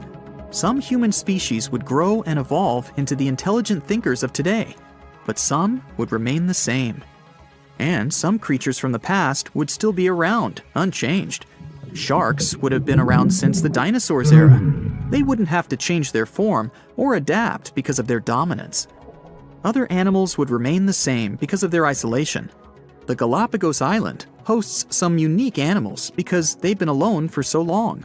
Without proper predators constantly lurking around them, they don't fear humans. The new mega-sized Earth would have areas as large as Asia filled with isolated animals that could remain the exact same as when they first appeared. The human species of those regions would also remain the same, since they wouldn't have moved or experimented with anything. Their diet would remain the same, and they would get used to the climate they're in. Technology would also have flourished differently in various parts of the planet. With some areas in complete isolation, they wouldn't have access to new gadgets and inventions. It would be like living on a planet with different eras in the present day. Other areas would be so advanced, they might even be flying themselves outside the planet in search of truth and answers. Our gravity is good enough for us to live properly and develop life, but if we pumped up our size to that of Jupiter, then gravity would crush us. And being the size of the Sun, Earth wouldn't even be a planet, but a brown dwarf, and would constantly be burning until it became a new sun. As of now, Earth is so small in our universe that we're practically like a grain of sand in the desert. On a cosmic level, we're an insignificant contribution to this universe. What would happen to us and our planet if it became as big as the Sun? The diameter of the Earth is 8,000 miles. Crossing it is like driving back and forth across the USA 3 times. That doesn't sound like much, right? Well, how about repeating this journey 305 more times? Just imagine the gas expenses. This is the diameter of the Sun, about 865,000 miles. Compared to our Earth, the Sun is unimaginably huge. So what will happen to us if we catch up with it? There are 4 possible scenarios, depending on what we mean when we say the size of the Sun. Scenario 1. The Earth becomes as large as the Sun, but its mass remains the same. A colossal planet with the mass of a teeny tiny Earth. First, say bye-bye to gravity. The more massive the planet, the stronger its gravity is, and vice versa. Such a lightweight planet simply wouldn't be able to attract anything to itself. Gravity creates all the heavy substances. Everything, from pebbles to entire continents, is held thanks to it. I believe you've already guessed what would happen without it. We'd all turn into dust particles. Yes, the Earth simply becomes a dust cloud. Oh, and to add fuel to the fire, the gravities of other planets stretch us to the sides, leaving no chance to collect our planet back together again. This scenario doesn't look very good, does it? By the way, even if the Earth somehow remained a planet, life couldn't have originated on it in these conditions. There would have been a considerable distance between the center of the Earth and its surface. And remember, the planet's mass is minimal, so no gravity. It just wouldn't be able to hold the atmosphere. And without the atmosphere, living organisms cannot develop. Not like it would have mattered. The Earth now is a cloud anyway. So now this cloud, weighing about 10 times heavier than Jupiter, is gathering in space. As a result, it collapses and turns into a star. Say hi to the new Sun. Scenario 2. This works both as a separate scenario and as a result of the previous one. The Earth becomes as large as the Sun and gets its mass. Now we have 2 suns. We become a so-called binary star system. You know what that means? It's time to destroy our entire solar system. Imagine having 2 centers of mass in one system. The planet's orbits become unstable, perturbed by such a sudden change. Once they get closer to our ex-Earth, they collapse immediately, either from tidal forces or the ex-Earth's impact. Yes, even gas giants. Looking at you, Jupiter. Do you know which one survives and finally gets its revenge on us? Pluto. It would probably be the last remaining X planet in the entire system. It's too far away to notice any changes. except for an increase in the mass of the center of the system. So Pluto's orbit comes closer to our two-star system, and that's it. The Earth and the Sun would have to accept that Pluto would be their only friend now. The protoplanetary disk that formed our system billions of years ago doesn't exist anymore, so no more planets can be created in our system. That's all well and good, but what about the Earth itself? What would life be like? Let's see. The nights and days now last longer because of the increase in the Earth's rotation time. There is probably a significant temperature drop in the North and South poles. Even on our current small planet, they get sunlight scarcely. So if the Earth's size increased, the area of the poles receiving sunlight would decrease even more. On a positive note, there's a lot more space now. No more overpopulation. The planet's size is so huge that it would take you years to get from one point to another. Yeah, if you think about it, we'd probably be very lonely there. But hey, who knows? Maybe rockets would become our primary means of transportation. Yeah, that would have been cool. There are many vast uncharted areas that no human ever saw or visited. We also wouldn't know about the existence of many different civilizations and tribes. Centuries pass, and many of us go away without ever meeting other people or learning about them. And that's if we can walk at all. Our bones cannot support our weight with such a considerable gravity, and our hearts have to work twice as hard to keep us alive. The birds can't fly anymore. Nothing can, precisely. All the existing trees fall down, and the new ones grow very close to the earth, like grass. Talking about the trees, how is our ecosystem doing? Well, not good. If we don't appreciate the environment on our small Earth right now, imagine what would happen if we had such a massive space at our disposal. I even assume that our tons of garbage would have overpowered even those endless supplies of trees and clean water that we would have in our new large home. Our machines and robots have to be huge to do at least something now. That's because even ordinary farms now are the size of the US states. I also assume that it would be much darker than we're used to. The Earth is so small now. Imagine what would happen when our planet becomes the size of the sun itself. Less sunlight means that we'd probably need an artificial sun. Also, the temperature differences on the planet's surface would be huge.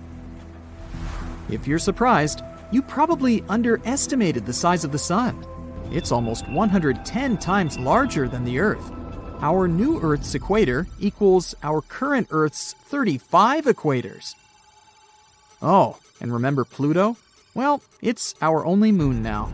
The first one would have probably crashed into us a long time ago, making us share the fate of the dinosaurs. In that case, all the water would likely evaporate from our planet. Anyway, there are thousands of bad possibilities, but let's just move on and focus on something good. Scenario 3. Same thing, but the Earth retains its density. Now this one is interesting. We're no longer a planet. We're a star now. In fact, we became even more massive than the Sun. Our planet now has a 3.9 solar mass because we need to balance our low density somehow. In short, it would be almost the same as in Scenario 2, but with more interesting long-term consequences. Since our Earth became 4 times as massive as the Sun, it would have burned its fuel quicker. Then it would evolve, and depending on the mass of its core, it either becomes a supernova or just blows off its outer layers to form a planetary nebula. If it goes supernova, the Sun that was so close to us blasts, and now there is just our ex-Earth, a lonely ball with a teeny tiny diameter of 12.5 miles. We're a neutron star. That is, a star made of degenerate neutron matter. That thing is ultra dense and spins very quickly, so you'd better stay away from it. If the Earth becomes a nebula, the Sun collects all the dust and adds it to its mass. Now we have a slightly more massive Sun and a white dwarf. The time passes, and Grandpa Sun lives out his life. it becomes a red giant after depleting the hydrogen in its core. It starts expanding and leaves its material, mostly hydrogen, on the white dwarf. That's us. When the matter reaches high enough temperatures and pressures, nuclear fusion happens. We become a nova. Yay, we're a star again. A lonely one, but a star nevertheless. So what happens next? You see, a star is a battle of opposing forces. One of them is gravity, which tries in every possible way to compress the lead into a small ball as much as possible. The second is a pile of fuel in the star's core, which, while burning, forms tons of energy and substantial hot temperatures. As long as these forces are in balance, the star lives. But when the star's fuel runs out, the star cools down. The pressure inside it drops. This means gravity has won. It squeezes the star with all its might, and as a result, the star goes, hooray! In just 15 seconds, the brightest light you've ever seen in your life flashes, and our ex-Earth goes supernova, leaving a stunning nebula behind. Anyway, don't worry. It's actually impossible for a rocky planet to be the size of the Sun. Only other stars can be that large. But wait, why is our Earth so small while the other planets are enormous? Do they just keep growing, or do they stop at some point? The more mass you add, the more compression you get. As planets become more massive, the gravitational compression increases. They stop growing when their mass reaches roughly 1.7 times that of Jupiter, or 540 masses of the Earth. After that, adding more mass to a planet will make it smaller, because the compression becomes stronger. In other words, our little thought experiment is impossible. Look at this star. It lies at the heart of its system and makes up 99.8% of its mass. It's a relatively young star and part of a generation of stars known as Population 1. Yep, there's an older star generation called Population 2, and an even older, and not even proven, Population 3. Anyway, this star was born around 4.6 billion years ago. It most likely formed from a giant, rotating cloud of dust and gas. Such clouds of space matter are called nebulas. One day, the nebula started spinning faster and faster because of the force of its own gravity, and then it flattened into a disk, and most of the material got pulled towards the center, forming a star. But it's all in the past. Right now, you see a ginormous comet flying towards the star. Are they going to collide? Well, it's time to reveal all secrets. The star I'm talking about is our Sun, and the comet approaching it at a breakneck speed is 96P Mach-Holtz 1. The comet is around 3.7 miles wide. Astronomers think it might have arrived from outside the solar system. The NASA ESA Solar and Heliospheric Observatory spacecraft is monitoring the comet as it's dashing towards our star. Right now, it's moving inside Mercury's orbit, leaving an icy trail as it's nearing the Sun. Now, look at this. That's the comet's trail. It's mostly made up of gas. It's trickling behind the frozen chunks of ice that are getting heated by the radiation coming from the Sun. In some cases, a comet can have two tails, one made of dust and the other consisting of gas. And each of them can reach hundreds and, in some extreme situations, even millions of miles in length. In 2008, scientists analyzed the material left by 150 comets. They found out that the comet we're talking about was quite low in carbon and didn't contain a large enough amount of some other typical materials. This could only mean one thing. The comet was an interloper coming from another star system. It may have been ejected from its original solar system by the gravity of a large planet. After that, the poor homeless celestial body probably spent a large amount of time wandering space, until it came across Jupiter. The gas giant could have bent the comet's trajectory, trapping it in orbit around the Sun. There's one more theory. According to it, the comet formed in a poorly studied region of the solar system, and it has this weird composition due to its repeated journeys around the Sun. Now, scientists are watching the comet with bated breath. They're sure that once it collides with the sun, they'll be able to learn new information about this space wanderer. And since the comet is an atypical one, both in its behavior and composition, they don't know what they will see, which makes the whole process even more exciting. David Machholz, yes, that's the one who the comet was named after, first noticed this space body in 1986 with the help of a homemade cardboard telescope. The most surprising thing about this discovery is that most comets falling towards the sun are quite small, not more than 32 feet across. That's why they burn up as soon as they come close to the sun. But the sheer size of Machholz 1, which is more than 2/3 the height of Mount Everest, seems to protect the comet from evaporating completely. The SOHO has already recorded the comet making 5 close passes around the sun. The most recent one happened on January 31st, 2023. The giant comet was 3 times closer to the sun than Mercury. But what would happen if a space body like this one crashed into our star? There is a special name for comets that come too close to the sun: sun grazers. They can pass a few thousand miles away from the star's surface. At the same time, we know that the sun doesn't have a surface. It's a giant ball of immensely hot gases, mostly hydrogen. Comets that get too close to the star can pass through its Roche limit. After this border, space travelers usually get ripped apart by incredibly strong gravitational forces, or at least that's what happens to small or structurally weak comets. But our comet is neither weak nor small. It can potentially survive the sun's gravity and cross the Roche limit again, leaving the dangerous zone. But such comets have other problems, because solar radiation and heat are powerful enough to crack rocks.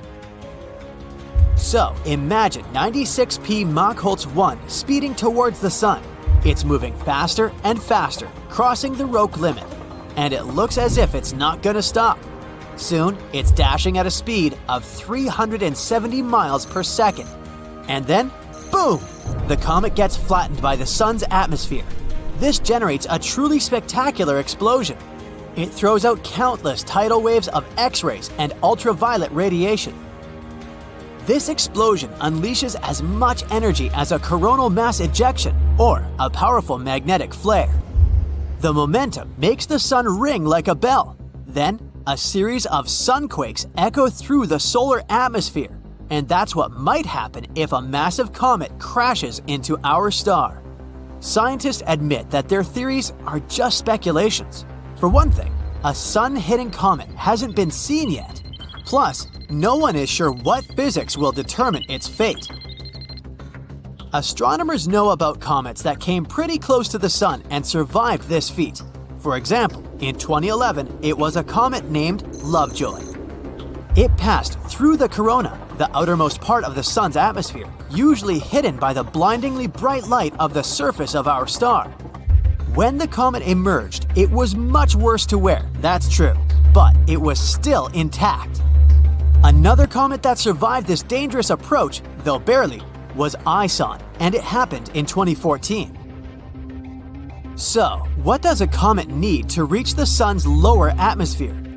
A mass of more than 1 million tons. This lower limit is about 100 times smaller than comets Lovejoy and Ison. There are long-period comets that take more than 200 years to orbit the sun. Scientists think they might originate in the Oort cloud. It's the most distant region of the solar system, its outskirts, so to speak. It's a collection of icy objects farther away from us than anything else in the solar system. It lies at a distance between 2,000 and 100,000 astronomical units away from the sun, and 1 AU is around 93 million miles. This region is also described as a cometary reservoir. No wonder, according to some estimates, there are more than 1 trillion icy objects there. So, some of them are bound to wander off, right? You can also find an estimated trillion or even more comets in the Kuiper Belt. This region lies beyond the orbit of Neptune. It's a donut-shaped ring of icy objects surrounding the sun, 30 to 55 AU from our star. Short-period comets that take less than 200 years to orbit the Sun appear there. The first mission to explore this distant region was New Horizons. Right now, it remains deep in the Kuiper Belt, speeding away from Earth at a rate of about 300 million miles per year. There are also dwarf planets dwelling inside the Kuiper Belt. Some of them have their own moons, and this egg-shaped planet, Haumea, even has a ring of its own.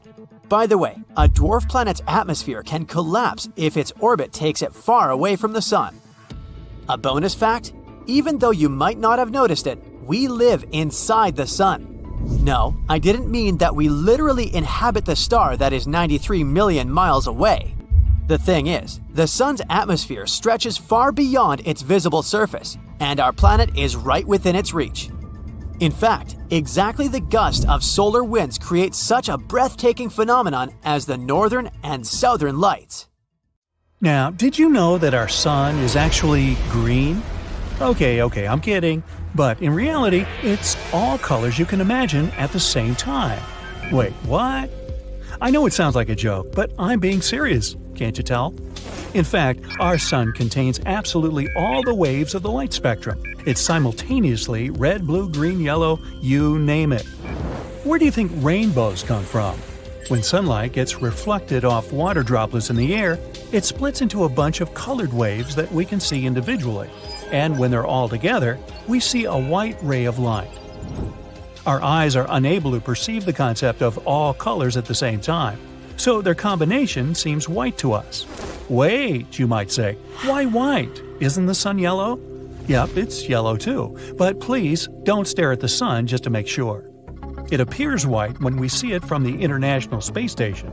This is the sun's real color as our eyes perceive it. The sun gets a yellowish hue when its rays get scattered in Earth's atmosphere. Our atmosphere doesn't let the blue rays of the spectrum pass very well, but the red ones? Hey, sure, why not? By the way, that's why the sky seems blue to us. The atmosphere scatters the blue color all over the place.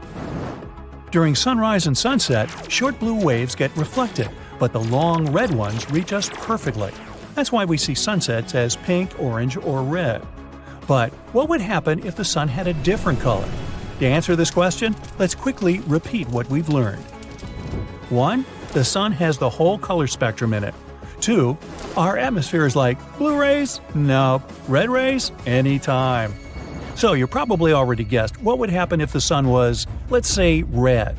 The whole world would look like it does during sunsets. Not bad, huh? We wouldn't even have to wait for the evening to admire the scarlet sky. Orange water and a bright red moon. Yeah, it would be darker than what we're used to, but still not bad. Oh, by the way, one day, the sun will actually turn red. When its life comes to an end, it will expand and gradually turn into a red giant before finally burning out. But it's not going to be so much fun for us. So let's hope we won't be around to see that moment. I know I won't. Hey, I've got a party to go to. Okay, now, what if the sun was green? Well, the truth is, the sun is green. So here's your dialogue. Wait, are you kidding me? Didn't you just say that it's white? Ooh, good job on that, by the way. Well, not exactly, bud. The sun just looks white, but technically, it has a temperature of around 10,000 degrees Fahrenheit, and the pink wavelength of the sun's spectrum corresponds to the green-blue hue. But to make sure that the sun is green, we need to drown out the rest of the visible spectrum. Then our atmosphere will let through a pure green color. And what'll happen then? Well, everything will be green, and everything will also be a bit darker. Well, face it, it's not easy being green. Okay, moving on. Now let's paint the sun blue. Blue stars actually do exist. They're called blue giants. Fortunately, our sun is not one of them. Why fortunately? Well, because if it was a blue giant, it would be a young, beautiful, unimaginably large, and very, very hot star. See, our red is hot, blue is cold logic doesn't apply to stars. The hottest stars are white and blue, and the coldest are yellow and red. Yeah, our sun is actually very cold compared to other stars. Now, take the average temperature in your city, but multiply it by hundreds of thousands. Yeah, we're struggling with global warming here, but global burning? No thanks, blue giants. Anyway, let's imagine that the sun turned blue. how would we see the world? Surprisingly, nothing would change. Remember how I said that the atmosphere scatters blue light? That's why, in this case, everything would remain almost the same. Maybe the sky would get bluer, but we wouldn't see much difference. And finally, the darkest, pun intended, option. What if our sun turned black? Stock up on lamps and candles because there is no more light. People use electricity all over the world 24/7. We also can't see the moon anymore. After all, we can observe it these days only because the sun's rays get reflected off of it. Now, the only thing we still have to illuminate our nights are stars, but they don't help us much. Good thing this scenario is totally unrealistic and there are no black stars, right?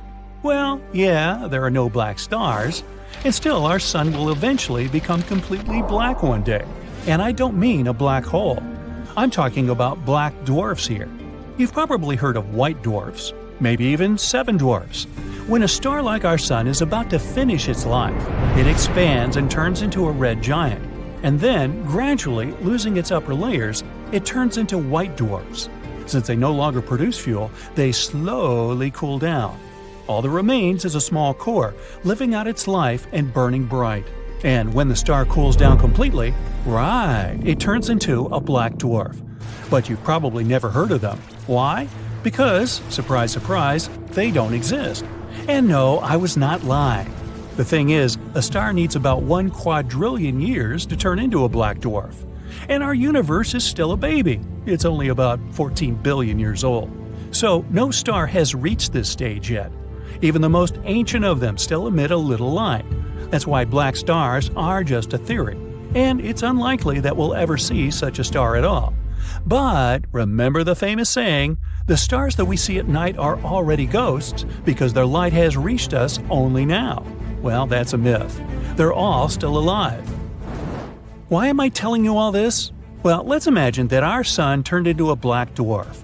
The entire solar system would immediately get plunged into absolute darkness. It would also be terribly cold. The moon would leave its orbit and crash into Earth. Wait, no. Let's overlook this moment and assume we're still alive. Fortunately, we wouldn't freeze instantly, as you might think.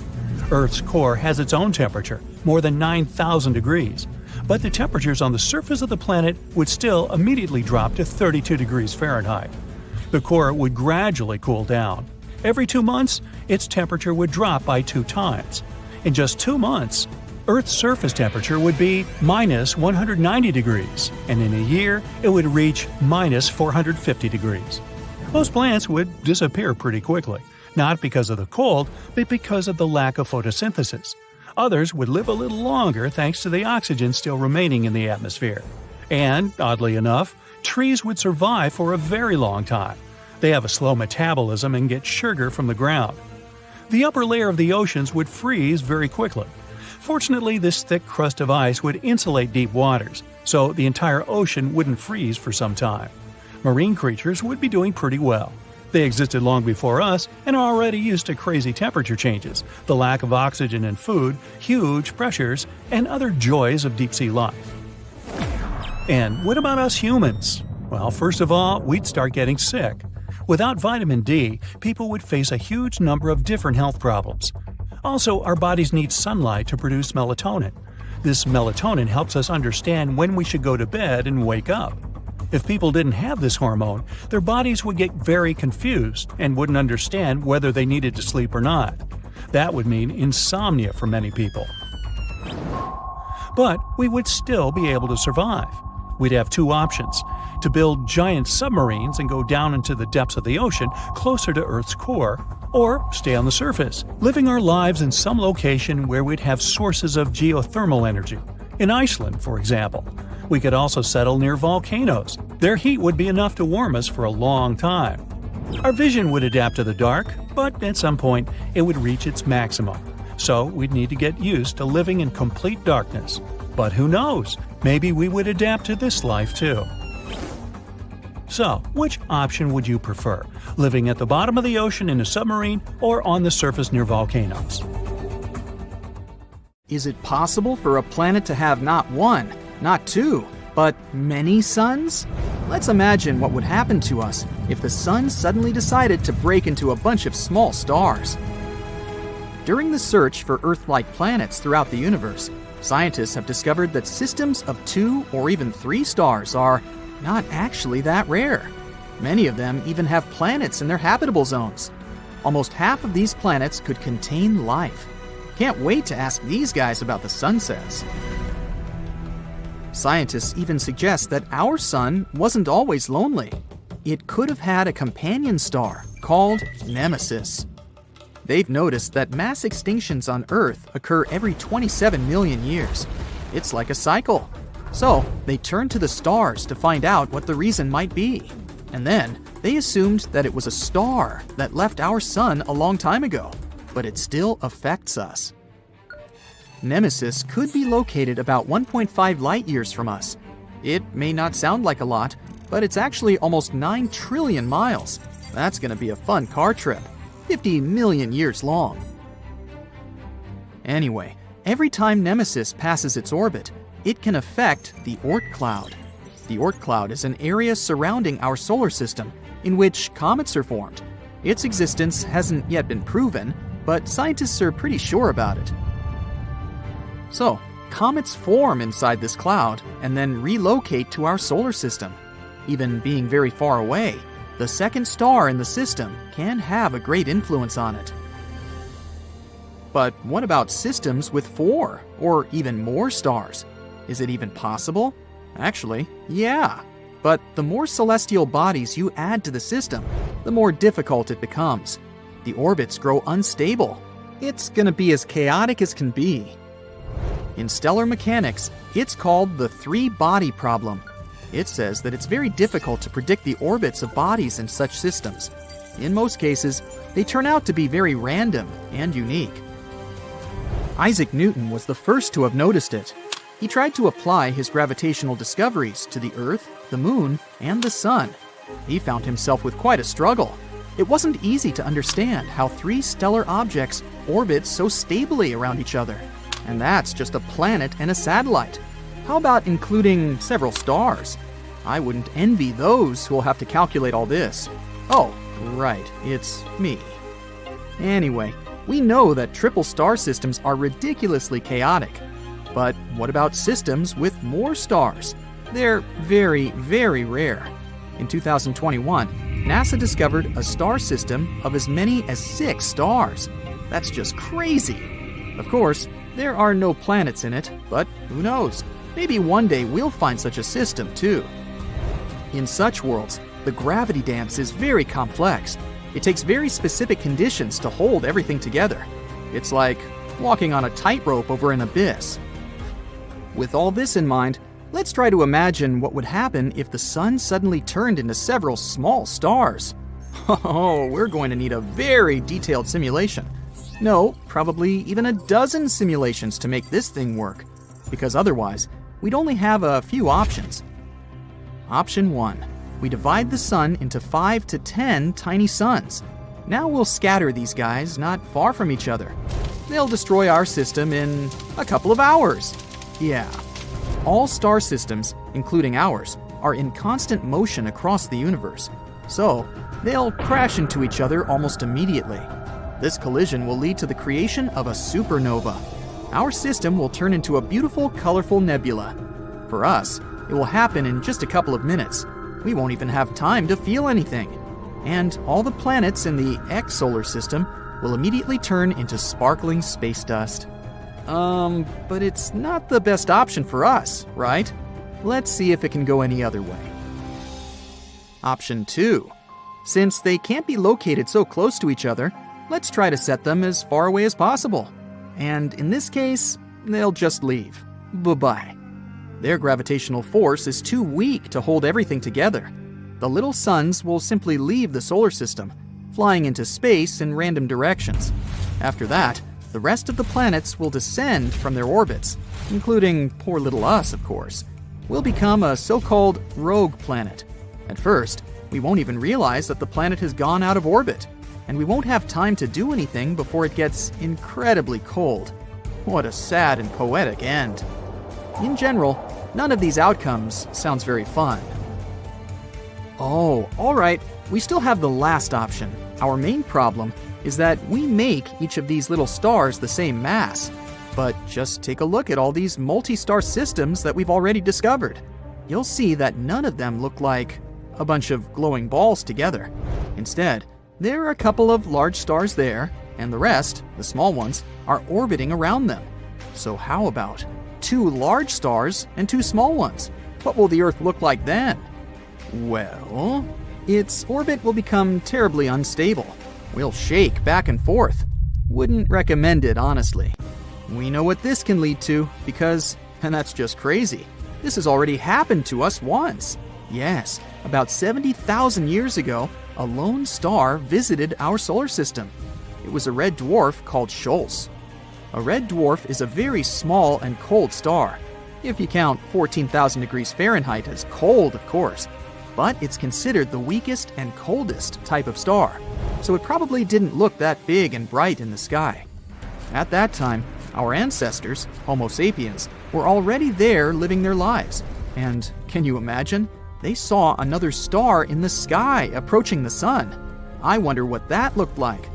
And then, Scholz bypassed the sun and flew somewhere further to surf space. You weren't expecting some kind of disaster, were you? If it had happened, you wouldn't have had a chance to watch this video right now. But from this story, we can see what happens to the Earth during such stellar events.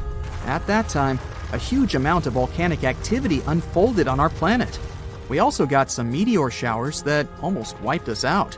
Our ancestors sure had it rough. Something similar will happen on our hypothetical planet with 4 suns, but on a much greater scale. Constant volcanic activity, earthquakes, and tsunamis. Brr. In addition, the length of a day will change, as well as the length of all seasons, and a year as a whole. They won't be stable anymore due to the regular changes in gravitation. In other words, you'll never know when to expect an annual winter or hot summer. And when we are precisely in the middle between 2 stars, there won't be any nights at all. They'll illuminate both parts of our planet, and we'll have to sleep in bright sunlight. And if you think this is a bad thing, keep in mind that we'll also be attacked by much more ultraviolet rays and solar winds because of our 4 suns. Their color will also change. They'll become red dwarfs, looking distinctly orange-scarlet in the sky. We'll also get many more solar eclipses, except instead of the moon, the sun would be eclipsed by another sun. It would probably just get a little darker.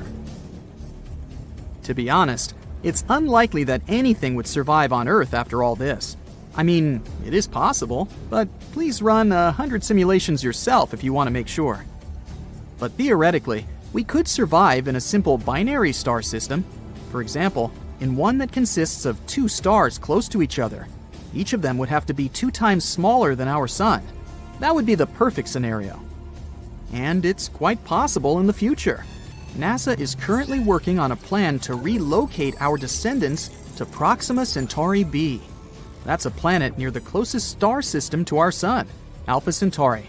And who knows, maybe one day in the future, we'll really move there. Then we'll see what it's like to live with several suns.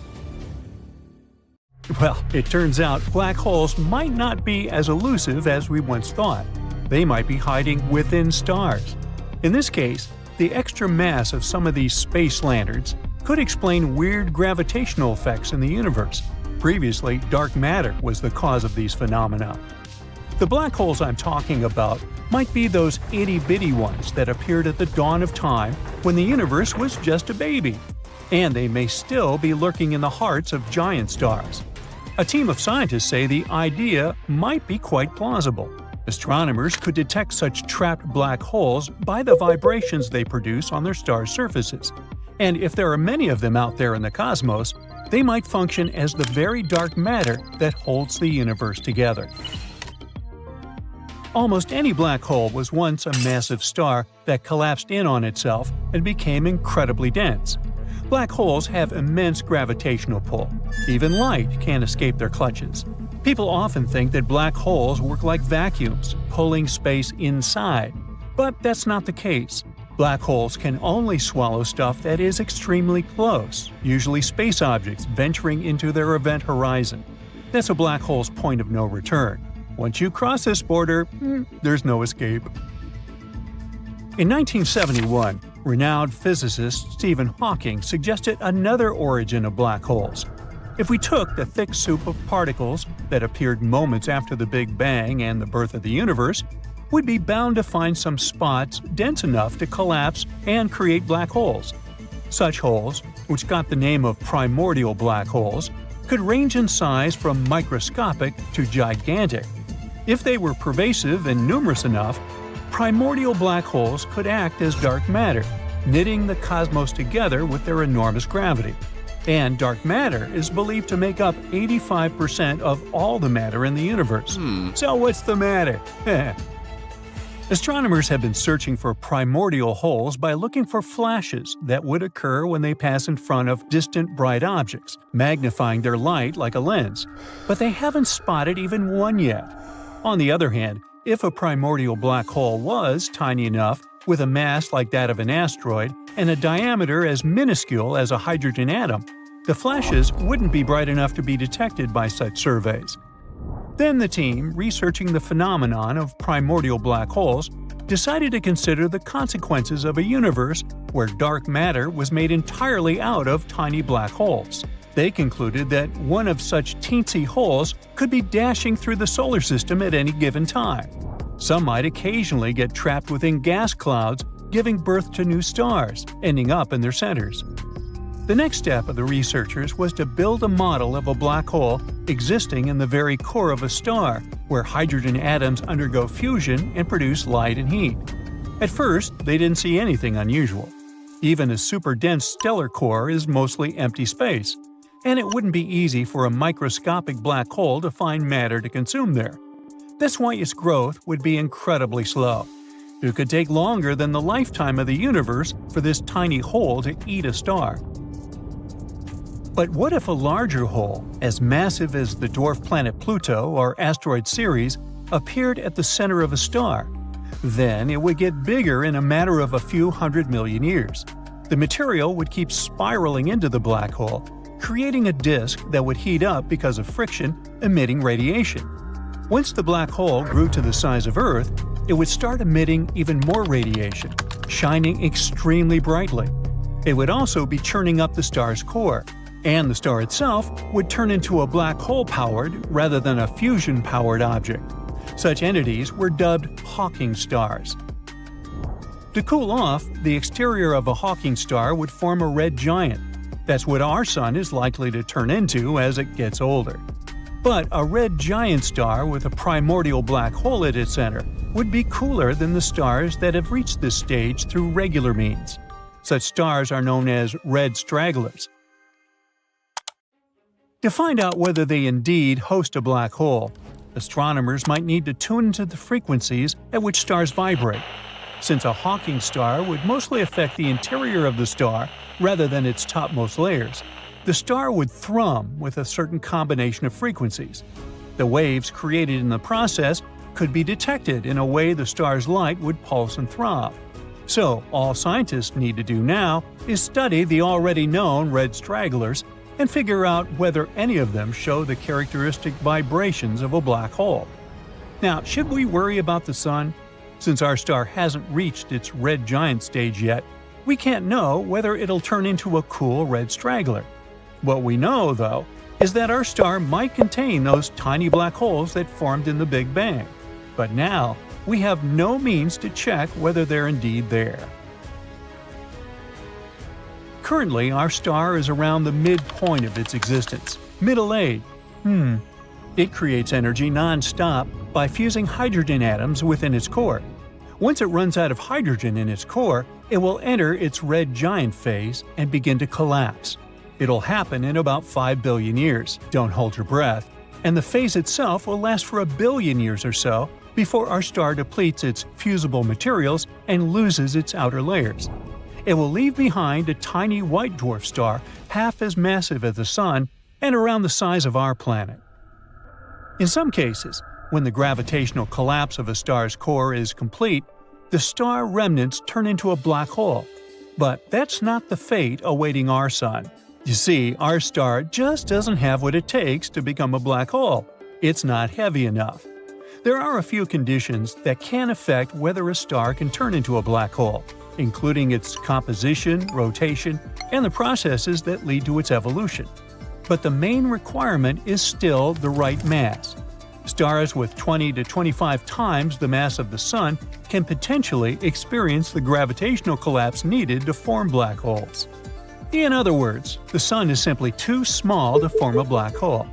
But what would happen to us if it did? You might assume that if the Sun turned into a black hole, our planet would be doomed to be pulled into it. But do you remember the basics?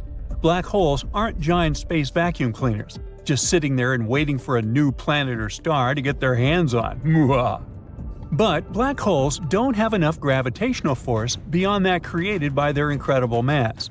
And if the Sun were to turn into a black hole, which will not happen, this hole would still have the same mass as our former star, and Earth's orbit around this newly formed black hole wouldn't change. But all other things would change dramatically. The Sun, which is currently around 432,000 miles in radius, would shrink to a mere 1.9 miles in radius. But you wouldn't be concerned with the absence of the bright yellow sphere in the sky, since you have many more pressing issues on your hands. Our planet's main heat source would be gone, leaving us frozen in the dark. Without this source of energy, photosynthesis would immediately stop, disrupting entire food chains. Eventually, all life on Earth would be extinguished. But rest assured, our hard, barren rock of a planet would continue in its orbit. Oh well. Of fire and smoke fly upward, and the rocket launches. The Delta IV Heavy is one of the most powerful rockets people have ever made. 3 massive engines burn tons of fuel, helping the spacecraft gain altitude. The 2 side boosters undock, leaving the common booster core for further ascent. When in orbit, the rocket releases its payload. This is the Parker Solar Probe, the first spacecraft to touch the Sun, and we'll follow its journey step by step. The probe was launched on August 12, 2018, and began its journey toward our star. The Sun is 93 million miles away from Earth. That's 390 times the Earth-Moon distance and 36,000 times the width of the United States from coast to coast. The particles of light that the Sun emits need 8 minutes to travel this distance. For our conventional rockets, that journey would take more than 200 days. But the Parker Solar Probe covered it faster, using gravitational maneuvers. On its way from the Earth to the Sun, the probe circled around our neighbor, Venus. All it had to do was enter the planet's gravitational field and let it attract itself. At this point, our space probe got an extra boost, and it didn't need to waste any fuel. After making one orbit, the space probe's engines changed the trajectory, and the probe left the orbit of Venus. It got enough acceleration to travel to the Sun. And on November 5, 2018, the Parker Solar Probe made its first approach to the Sun. Before touching its surface, the spacecraft had to enter the star's orbit first. To achieve this, it did even more gravitational maneuvers. Only after that did it start circling the Sun, the heaviest object in the solar system with the most powerful gravity. So, it'll give the probe an incredible amount of acceleration with each flyby. The Parker Solar Probe was constantly moving between 2 points. Those were the perihelion and aphelion. Look, here's the Sun, and here's the probe's orbit in the shape of an ellipse. The closest point to the Sun is the perihelion. The Sun was pulling the probe there at an incredible speed. At this point, the probe began to move away from the star. It still had a lot of speed and energy, but it was struggling against the gravitational force of the star, so it gradually slowed down. The point where the probe lost all its acceleration is called aphelion. The star's gravitational force won, and the probe began to move back toward the Sun, picking up speed again. The probe made several circles following a stable orbit, but then its orbit intersected with that of Venus again. Another gravitational maneuver, and after that, the Parker Solar Probe's trajectory shifted slightly, and it gained more speed. The perihelion point of its orbit was now closer to the Sun. The probe made several more circles following this new orbit. Then again, it neared Venus. Another approach to the Sun. Each encounter with Venus corrected the probe's trajectory and gradually reduced its distance from our star. In April 2021, the Parker Solar Probe finally came so close to the Sun that it touched its corona. Although the actual distance between the probe and the sun was 5.3 million miles, that still counted as a touch. Let's look at the structure of our star by cutting it in half. This is the core of the sun. It's about a quarter of its width. The core is 150 times as dense as water. Because of the intense pressure and high temperature, nuclear reactions occur there. Hydrogen gets converted into helium, giving off an incredible amount of heat and radiation. The next layer is the radiation zone. This is where the heat is transferred from the core to the next layers. But the photons here don't move in an outward direction. They can be directed anywhere and re-radiated many times. Scientists believe that the average time it takes a photon of light to travel from the core to the next layer of the sun is about 10,000 to 170,000 years. Then there's the convection zone. This is what's considered to be the surface of the sun. But it's not a solid surface. It's an ocean of hot plasma. It looks like a bee honeycomb. That's because the heated plasma rises from the lower layers, creating something like mini geysers. And while it's still hot in the middle of those geysers, their edges cool down, creating an amazing pattern on the sun's surface.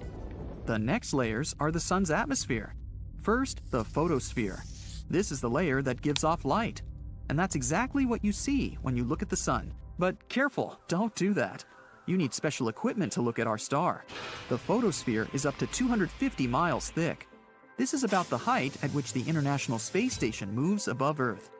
Then, the chromosphere, or the sphere of color. This layer of the sun's atmosphere gives the star its reddish hue. Solar prominences appear here.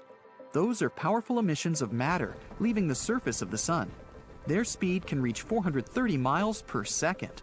At some point, they get caught by the star's magnetic field and pulled back. And then there's the corona, a gaseous envelope of the sun. The most powerful ejections take place there. You can see the corona during eclipses, when the moon covers the solar disk. Then you can notice some kind of glow around the star. This is the corona. It extends for millions of miles around the sun. And the Parker Solar Probe touched precisely that area. That's where solar material and radiation are still tied to the star's gravity and don't fly off into space. And all that is beyond that area is the solar wind. It's the material and radiation that managed to escape the sun's gravity and set off into space. The Parker Solar Probe surprised astronomers by providing more information about this boundary. It turns out it's not a perfect circular wall like we used to think. The boundary is broken and uneven. It looks more like a mountain range. These bumpy regions have such a shape because of the uneven flow of plasma from the surface of the sun. The larger and more powerful the flow, the farther the boundary is from the star's surface. But scientists don't know yet what exactly causes this difference. After making the flyby around the sun, the Parker Solar Probe continued its journey and started to move away from the star again. Researchers are expecting another 4 approaches in 2022. In August 2023, the probe will make a flyby around Venus. It'll gain more speed and approach the sun at a record close distance.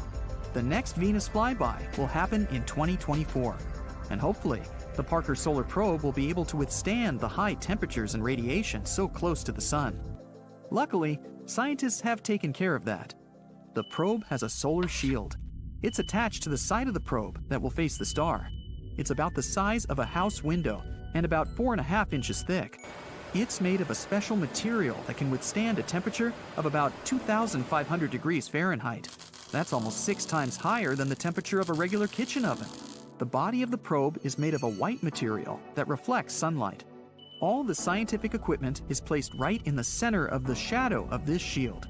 If the sun's rays hit the unprotected body of the probe at close range, all the equipment will be out of action in just a few tenths of a second. The Parker Solar Probe is equipped with the Electromagnetic Fields Investigation Instrument. This is a system for measuring electric and magnetic fields, radio waves, temperature, and plasma density. The Wide Field Imager for the Parker Solar Probe, or WISPER, is an optical telescope, the one that took those stunning images of the moving plasma in the sun's corona. These streamers are what you see during solar eclipses. The Solar Wind Electrons, Alphas, and Protons investigation measures protons, electrons, and helium ions. It helps scientists study solar winds. It often harms our technology. Unexpected flares on the surface of the sun can cause severe solar winds. They can burn chips and satellites orbiting Earth.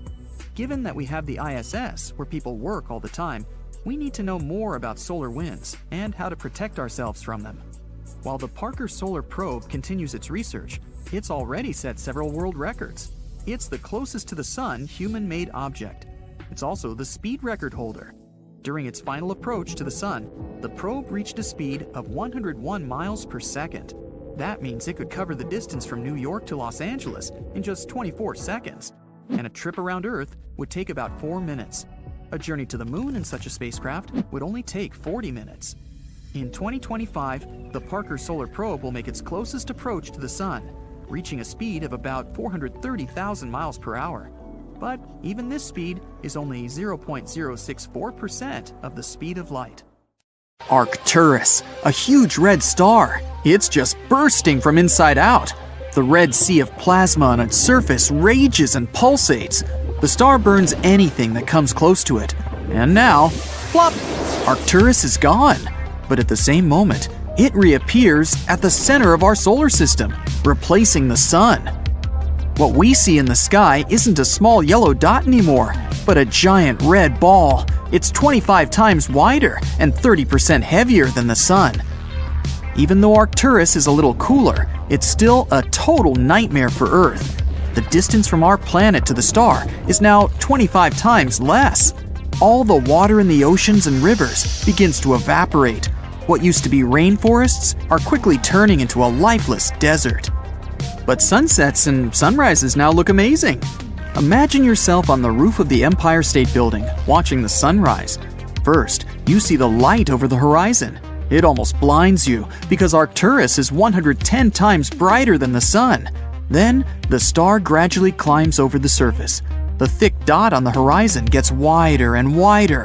It continues to grow until the red star is everything you can see. Arcturus is now so close that you can even see storms of hot plasma on its surface. There are periodic outbursts and mass ejections. Huge amounts of matter are ejected from the surface of the star at speeds of up to 1,200 miles per second. The matter takes the form of a loop attached to the star at both ends. And you have to wear a super advanced spacesuit to be able to observe such a sunrise. Life on Earth ceased to exist long ago under these conditions, and it's going to get worse over time because every 8 days, Arcturus's brilliance increases, and soon our planet will become more like Venus. It's so close to the Sun that the high temperature makes any life there impossible. Okay, let's let our planet cool down a bit and put Proxima Centauri in the center of our solar system. It's not a red giant, but a red dwarf. This star is almost 7 times smaller than the Sun and almost 9 times lighter. Now our oceans and rivers are not evaporating, but freezing over. Forests and jungles are covered with snow. In about a week, there won't be a single place on Earth where the temperature is above freezing. Even plants that are used to the cold will cease to exist. They mostly feed on the Sun's energy. Now, they begin to starve. But there will still be water deep beneath the ice layer. It'll be heated by the hot core of our planet. Microorganisms will still be able to survive. It's much darker on Earth too. It's like an endless twilight here. Oh, and we can barely see the moon. The thing is, it doesn't produce its own light, but reflects it from the bright sun. With Proxima Centauri instead, the moon will lose its brightness. Hop on the bright side of life together with our brand new tees, hoodies, and more. Click the link to pick your choice. But an even bigger problem would be with our orbit. The Sun has a certain gravitational force, and it keeps us just in the sweet habitable zone, where we're not too hot and not too cold. Proxima Centauri's gravity is much weaker, and Earth is slowly drifting away from the star. We now run the risk of encountering asteroids flying through space, or even other planets. But the worst-case scenario is if Proxima Centauri simply can't hold our planet, and we fly away into dark space. Then, you can forget about any forms of life here. Now, let's put Sirius at the center of our solar system. It's the brightest star in our night sky. It's only 70% bigger than the Sun, but almost twice as hot. so its glow is not only bright, it's sizzling. And its light is not yellow, but somewhere between blue and white. You couldn't go out in the city without sunglasses, or Sirius glasses. Still, you wouldn't want to walk the streets, where the asphalt is boiling anyway. You could literally fry eggs on the curb.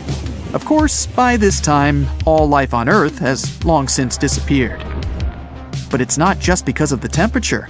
Sirius emits enormous amounts of radiation. Our atmosphere serves as a shield against the sun. But in the case of Sirius, that shield wouldn't be enough.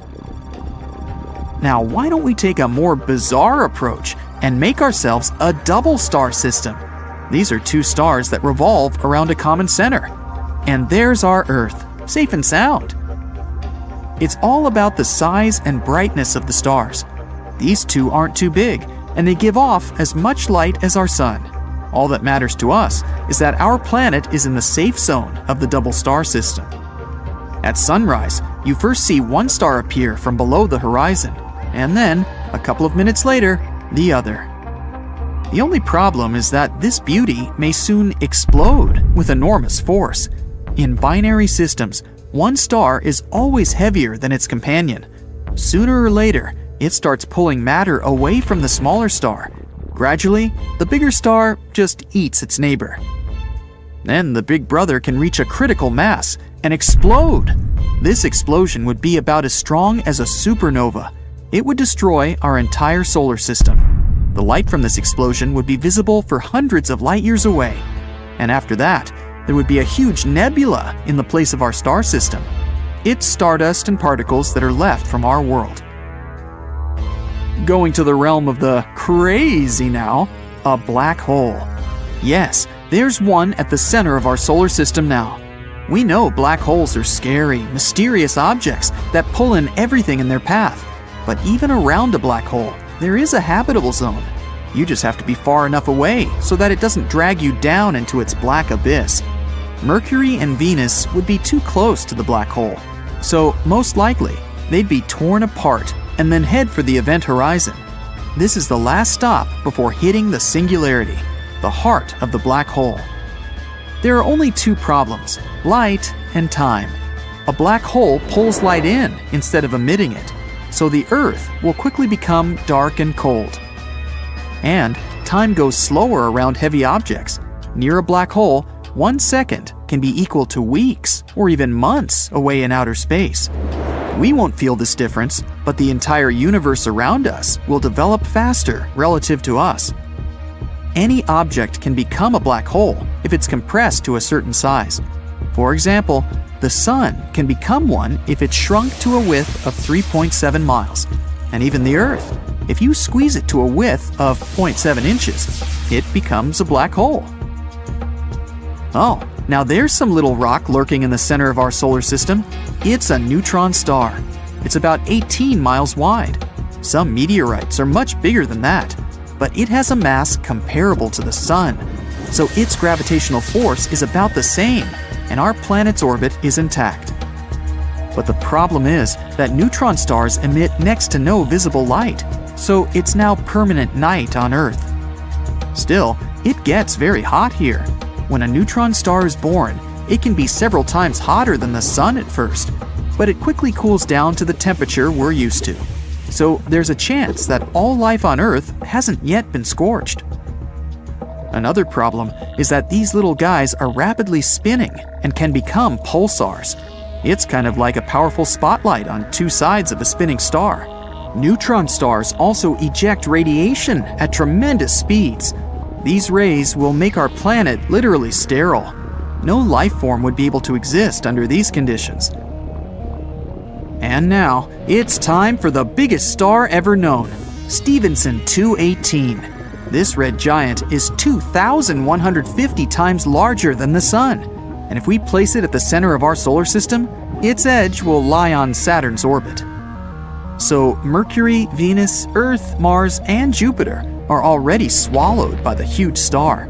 Saturn, Uranus, and Neptune are roasting like chestnuts on a fire and will soon evaporate. In fact, this could happen to our sun as well. The older it gets, the redder and bigger it becomes. It'll eventually run out of its fuel, hydrogen, and the sun will start to burn heavier elements in its core. This will cause it to expand.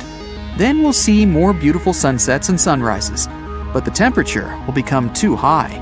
In theory, the sun will get so big that it'll swallow the Earth, and then it'll explode in a supernova, leaving nothing of our entire solar system behind. Shiny. See this? You're looking at the best full portrait of the sun by far. Thankfully, our 4.5 billion-year-old parent star didn't use any makeup to fix its skin tone before this photo shoot. And now we can study its surface in great detail. This iconic image was taken in March 2022. NASA wanted to gain a better understanding of solar behavior and its impact on life on Earth, and the future of our space technologies, of course. To do so, they launched the Solar Dynamics Observatory Satellite, or SDO, mission in February 2010. This legendary photo shoot happened 12 years later, when SDO was halfway between the Earth and the Sun. Scientists had to assemble 25 individual images like a puzzle, so the final image contains 83 million pixels.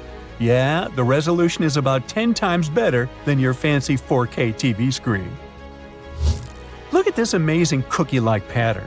Typically, the bright surface of the sun overshadows it when we observe the star from Earth. Thankfully, NASA explored the light beyond the visible range, which allowed them to discover some invisible details of the sun's face. When you adjust your selfie with filters and effects, you can end up with completely different portraits, highlighting different spots of your face, even those you didn't know existed. The same principle works here. All these plasma balls are the same photo of the sun, captured at different electromagnetic wavelengths. The revealed spots and patterns can help us understand events happening inside the sun's skin a little better. At the speed of light is supposed to mean super quick, but this rose gold ray caressing your cheek at dawn has come a long way and is incredibly old in human terms. Photons generated by the sun's core take between 10,000 to 170,000 years to travel through the star's atmosphere, and then around 8 minutes more to reach Earth. So let's explore what's taking them so long. Our tour begins with the upper layer of the sun's atmosphere. Remember solar deities in movies and theater plays? They often wear luxurious crowns with golden rays. Well, the real sun does wear a fancy corona too, which is the outer layer of its atmosphere. But of course, its size and glory are incomparable with those plastic costume crowns. And its shape is not so stable. Corona is a gas shell enveloping our parent star, so its size and form constantly fluctuate under the influence of the sun's magnetic field. You can spot this crown with the naked eye from Earth during total solar eclipses. It looks like a beautiful, intense radiation around the solar disk, which itself is completely blocked by the moon. The corona stretches 5 million miles above the sun's surface, whereas our blue planet is only about 8,000 miles in diameter. So, one hypothetical ray of the corona equals a row of about 625,000 Earth-sized planets. And suddenly, all my problems begin to seem tiny. Now here's another fun fact. The sun's corona kind of breaks the laws of known physics because it's hotter than it should be. Its temperature reaches 2 million degrees Fahrenheit, whereas the surface of the sun is only about 9,000 degrees. Although the word "only" doesn't fit here, because it's still super warm in human terms. Usually temperature tends to fall as you move farther from a heat source, but it's not the case here. Space scientists are still scratching their heads trying to investigate this mystery. Thankfully, the recent photo shoot allows us to explore what's going on inside this massive hot stuff without risking losing our sight. Take these beautiful bright spots, for example. They depict solar flares happening under the corona layer. Solar flares are powerful explosions that happen when magnetic fields bump into each other. When it happens, they change shape and quickly reorganize. These fields arise from plasma, which is very turbulent itself, so these events are no surprise for the local weather. Now, who would have thought that the sun has dark spots on its skin, just like people? These darker areas are known as coronal holes. Earthlings can experience their impact when they observe the beautiful aurora lights in the polar regions. Coronal holes look darker because plasma in these spots is cooler, less dense, and magnetically open. These conditions allow the solar winds to escape outward across the solar system rather than hang out at the sun's surface. And when they bump into the Earth's magnetosphere, auroras emerge to fascinate our eyes. Thankfully, the local fields cool down the solar winds. Nobody wants their eyes to melt, right? Now, if we were looking for an analogy to the sun's hairs, the best candidate would be solar prominences. These large, bright plasma loops arise from the sun's surface and stretch for thousands of miles into space. Their lifespan varies from days to several months. It's one of the most common events in this region. Although the first detailed description of solar prominence dates to the 14th century, modern scientists are still researching how and why they're formed. Diving further inwards, we're facing the transition region. The thickness of this layer is about 62 miles, and the local weather is unthinkable. Temperatures can rise up to 900,000 degrees Fahrenheit. The transition layer sits between the corona and the last region of the sun's atmosphere, called the chromosphere. Now, speaking of which, welcome to our next stop. The chromosphere region is famous for a scientific mystery called a spicule. Come on, say it with me. Spicule. Yeah, that's fun. These spectacular grassy-like jets of plasma fire upwards from the surface of the sun and reach speeds of approximately 224 miles per second, as if they're jumping on a trampoline from the surface of the sun. Each spicule lasts for just a few minutes in outer space before falling back into the solar atmosphere. Astronauts were having a challenging time trying to explain how magnetically charged particles could manage to escape the massive gravity of the sun while being so close to it. The possible answer emerged in 2017. A group of scientists discovered that neutral particles provided the magnetically charged particles with extra buoyancy to escape the solar gravity for a while, which is better than my cousin's explanation, which is happy thoughts and pixie dust. Yeah. Now let's go ahead and travel 1,000 miles inward toward the chromosphere to finally reach the solar surface, the photosphere. It's around 248 miles thick. But unlike planet Earth, the sun's surface is not solid or stable at all. The temperatures here are insanely hot for any matter to exist. On the other hand, scientists often call plasma the fourth state of matter. And why not? It's made of ionized atoms and free electrons, so it kind of deserves to matter. So what's the matter? Maybe someday we'll happen to meet the local civilization of plasmoid people. But I think it's best that we skip their welcoming warm hugs. You know, hot, hot, hot. Anyway, the photosphere is our final stop, because humankind doesn't have the technology to explore the sun any deeper. So if you want to learn more, you'll have to invent your own spacecraft. But time's a-wasting. You'll only have about 7 to 8 billion years. After that, our sun will fade away, according to scientists' estimates. Actually, those same scientists will be going first. Now, you have a serious competitor, though. NASA's Parker Solar Probe is the current champion for the deepest dive into the sun. The spacecraft managed to travel 4.5 million miles from the sun's surface toward its core on September 27, 2023. And then, the Parker probe repeated its own record once again in December of the same year. So, why didn't it melt, I hear you asking? The probe has been designed to withstand insanely intense conditions and temperature fluctuations. It's equipped with a custom heat shield and an autonomous system protecting the mission from the massive solar lights. NASA has further ambitious plans. In December 2024, Parker will make its closest approach to the sun. It will travel faster than any man-made object has ever traveled, at the speed of 435,000 miles per hour. The probe will be just 3.8 million miles away from the sun's glowing hot surface. It's like landing on a star. Astronomers have already compared this epic upcoming milestone with the moon landing. I'm thinking, however, it might be safer if we, landed at night. Yeah, you're right, that's an old joke. While we may think of ourselves as advanced after catching a glimpse of the 8 planets of our solar system and their 200 moons, we really have little idea of what's out there. So much so that there's speculation that there might be one more planet in our solar system. Scientists call it Planet X or Planet 9. This undiscovered world could be hidden way out past Neptune. Asteroids and dwarf planets in this area have weirdly unexplained altered orbits, and Planet X may be the reason. tales of this mysterious planet began over 100 years ago with a man called Percival Lowell. Lowell had a great love of space, and aside from having an impressive mustache, he was also super rich. Ooh, that lucky guy. He used his riches to build an observatory in Arizona. He then dedicated it to study the odd motions of Uranus and Neptune. Their gravitational pulls are slower than those of all the other planets in our solar system, almost as if there is a giant hidden object pulling them off course. In 1906, Lowell theorized that there could be another planet out beyond Neptune. It probably caused those strange cosmic happenings.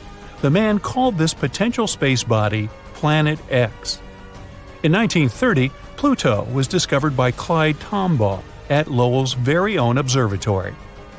It finally looked like people had an explanation for the weird orbital patterns. Lowell's team was on cloud 9 after the discovery, but their celebrations were short-lived. Soon, they found out that Pluto is way too small to be having that much of an effect on the surrounding planets.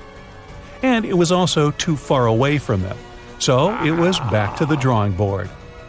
Planet X, if it exists, is 10 times the size of Earth and 4 times its radius.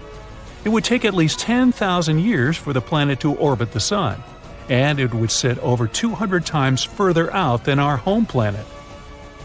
That's 600 astronomical units from the center of the solar system. FYI, an astronomical unit equals the distance between the Earth and the Sun.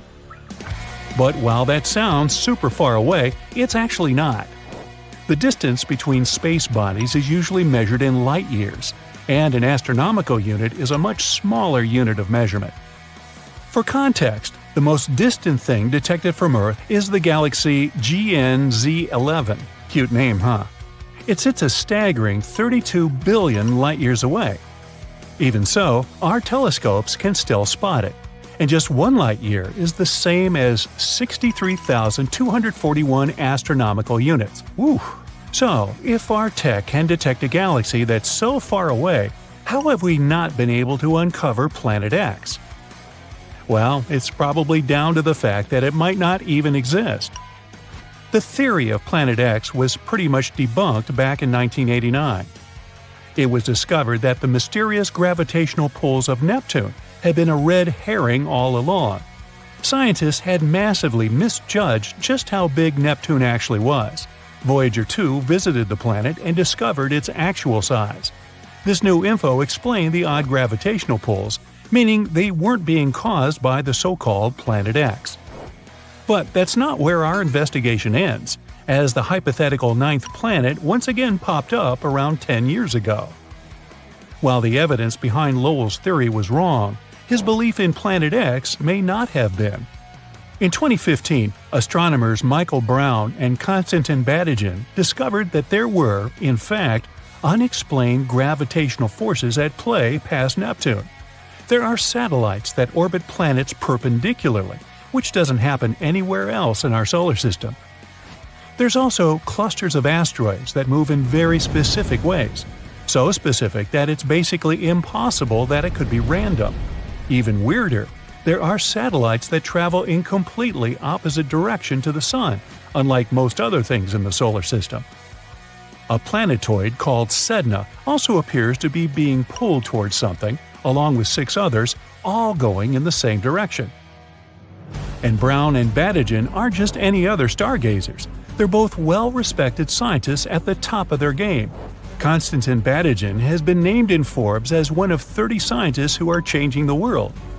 And Mike Brown was the man who rebranded Pluto as a dwarf planet. This means that when these guys say something, it's usually pretty legit, and you should probably listen. But the only way we can really prove Planet X exists is to actually find it, and this has turned out to be pretty difficult. To locate the planet, we'd need to use a method called transit photometry. This is basically where we monitor a whole bunch of stars for a long time and look out for any dips in the light they give off. These dips would likely be caused by a planet getting in the way, and ta-da! The existence of Planet X could be proved. But for this method to work, Earth, the new planet, and the Sun all have to be perfectly aligned. These circumstances are pretty rare, and if these conditions don't exist, the dip in light won't happen. Plus, this method would only really work with planets that are closer to the Sun than our Earth. That's Venus and Mercury. For anything past Earth, this technique is pretty much useless. Another technique we could use is to find the potential planet through a good old-fashioned telescope. But as you can imagine, that's insanely tricky. The furthest object that we've found in our solar system is a planetoid appropriately named Far, Far Out. But that's only 140 AU away from the Sun. That's only like a quarter of the way to Planet X. We can only see an object because of its brightness. The Sun is very visible to us because it emits huge amounts of light. And we can see the Moon because it reflects the Sun's light. Technically, the Moon has no right to appear brighter than everything else in the night sky. It only seems brighter because we're closer to it. The farther away an object is, the less bright it appears to us. The major issue with seeing the theoretical Planet X is that all objects in our solar system get their light from the Sun. They reflect sunlight, and that's why we can see them. Given how far away from the Sun Planet X might be, it makes it nearly impossible to see. And because of its really dim light, to view it, we would require perfect weather conditions as well as an extremely strong telescope. But Brown and Badigeon have found the perfect one. The Subaru telescope is located at the top of a dormant volcano in Hawaii. It's huge and is capable of capturing even the weakest light from distant space objects. The issue that we need to figure out is where to point it. Without knowing where Planet X actually is, this basically turns things into a giant guessing game. There are also only around 3 nights every year when the conditions are clear enough to see the hypothetical Planet X. It's difficult, but not impossible. And still, most astronomers have called it a day and agreed that Planet X doesn't exist, stating that it's just a common myth. The most widespread explanation for the weird gravitational pulls is that there's a tiny black hole in our solar system. It's pulling the planets toward us. But don't worry, they say it's not big enough to actually munch on a planet. So Earth is all good, for now. The issue with the black hole theory is that, once again, it's almost impossible for us to track the thing down. While its mass could be as great as that of Planet X, the hole itself would be squished down to the size of an orange. Telescopes wouldn't be of any use. To find it, people would have to look for the gamma rays sent off by objects as they fall into the black hole. Another way we could find it is to release hundreds of tiny spacecraft. They would pass close enough to the hypothetical hole, and when they got pulled toward it, we could probably detect it. But don't count out Brown and Badigeon's theory. It's still being documented by NASA. And until we find unmistakable evidence to prove any theories, Planet X might still be out there. It was September 2nd, 1859. People all over Europe and North America woke up at night, confused and still tired. They were sure it was already morning. It was so bright outside. But when they looked out of their windows, they discovered it wasn't sunlight. The skies were lit by countless intense auroras, red, green, and purple. They were so brilliant, one could read a book as easily as in the afternoon. Auroras appeared even in the regions where they had never been witnessed before, like Cuba, the Bahamas, Jamaica, and Hawaii. Cool visual effects weren't the only thing that both mesmerized and horrified people. The most high-tech stuff at that time, telegraph wires, shorted out throughout Europe and the US. Sparks were flying from equipment, and many human operators got electric shocks. Papers and telegraph offices burst into flames. All the machines were immediately disconnected from their batteries, and still, they mysteriously kept sending broken messages. Fires, ignited by short circuits, spread over large areas. Colorful lights kept dancing overhead. All this caused panic and total confusion. Earth's inhabitants had never seen or experienced anything like that before. At that time, very few people knew that the sun was to blame for the chaos. One of them was English astronomer Richard Carrington. At about 11 a.m. on September 1st, the man was standing by a telescope in his private observatory. He was watching sunspots on the surface of the sun. Suddenly, two patches of intense white light broke out. They looked as bright as direct sunlight. At that moment, the astronomer didn't know what a terrible commotion these flares would cause. Later, it became clear that the sun had produced an epic geomagnetic storm and unleashed it at our planet's protective layer. Wave after wave of charged particles slammed into Earth's atmosphere. The planet's magnetic field wasn't powerful enough to stop them. It gave way, and the storm hit Earth, causing havoc. The phenomenon got the name of the Carrington event. So far, it's been the worst solar storm ever recorded. Good thing it happened when people didn't have advanced technologies and weren't that vulnerable to the sun's geomagnetic fury. The 1859 solar storm was 3 times more powerful than the one that happened on March 13, 1989. 3 days before it began, astronomers watched a massive eruption on the sun's surface. Within a couple of minutes, a billion-ton cloud of gas was hurled away from the star. It rushed straight toward our planet at a speed of millions of miles per hour. On Monday the 12th, the huge mass of solar plasma reached Earth's magnetic field. This storm was so fierce, it lit spectacular auroras and created underground electric currents beneath North America. These currents must have found some weaknesses in the power grid of Quebec, Canada. In less than 3 minutes, the entire city lost power. Millions of people found themselves in pitch-black streets, dark buildings, and stuck elevators. They woke up in freezing cold homes, unable to cook breakfast. The following 12-hour blackout closed businesses, airports, and schools. The Montreal Metro was also shut. In the US, hundreds of power grids started to have problems minutes after the storm hit Earth's surface. Luckily, none of these issues led to a blackout. The storm was severe enough to disrupt satellite communication systems and radio signals. Some space satellites tumbled out of control for a few hours. Lots of them had mysterious problems that went away as soon as the storm began to subside. No newspaper mentioned it, but in 2012, Earth had a close shave after narrowly missing an extreme solar storm, the most intense in the past 150 years. On July 23rd, astronomers at Space Weather Prediction Center in Colorado spotted 2 clouds of energetic particles.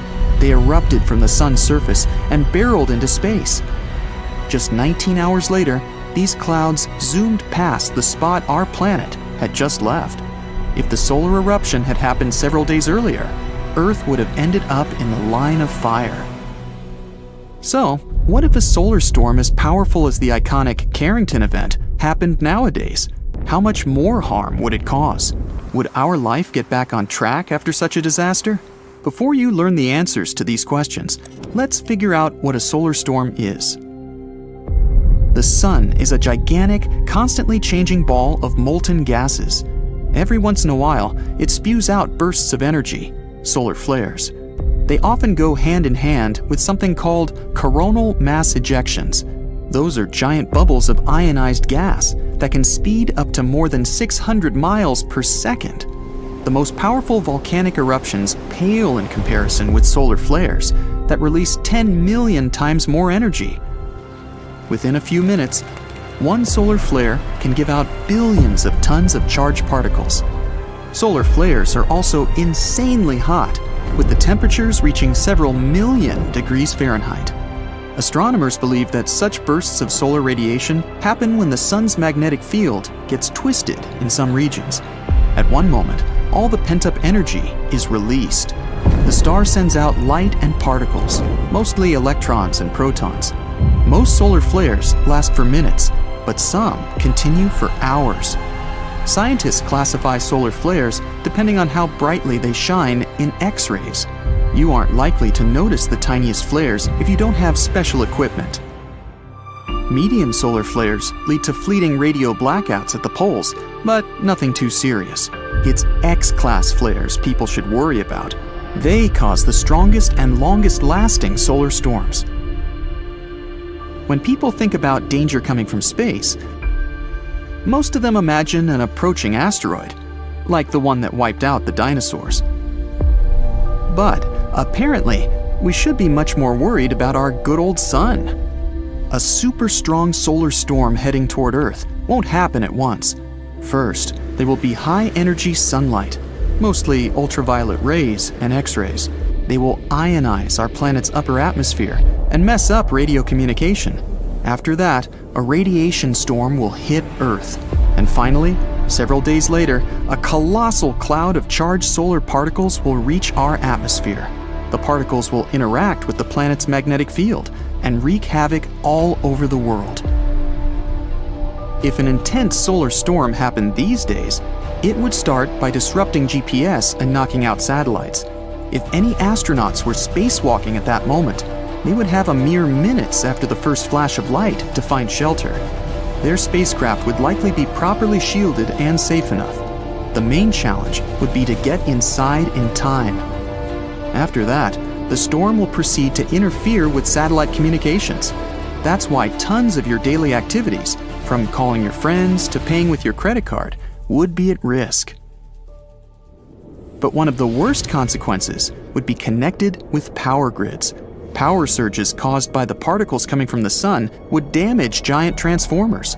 Those take ages to replace, especially if hundreds or even thousands get wrecked. In some places, a failure of one power grid would make others collapse as well, creating a domino-like reaction. Picture living without electricity for a day, a month, a year. No light, no computers, no phones, water supply systems out of order, no food in supermarkets. Plus, without electricity, it would be next to impossible to reboot the already failed power grids. A powerful solar storm would cost people $1 trillion to $2 trillion, and that's just during the first year after it happens. It would take the world another 4 to 10 years to recover. The damage to all kinds of satellites alone would reach $70 billion.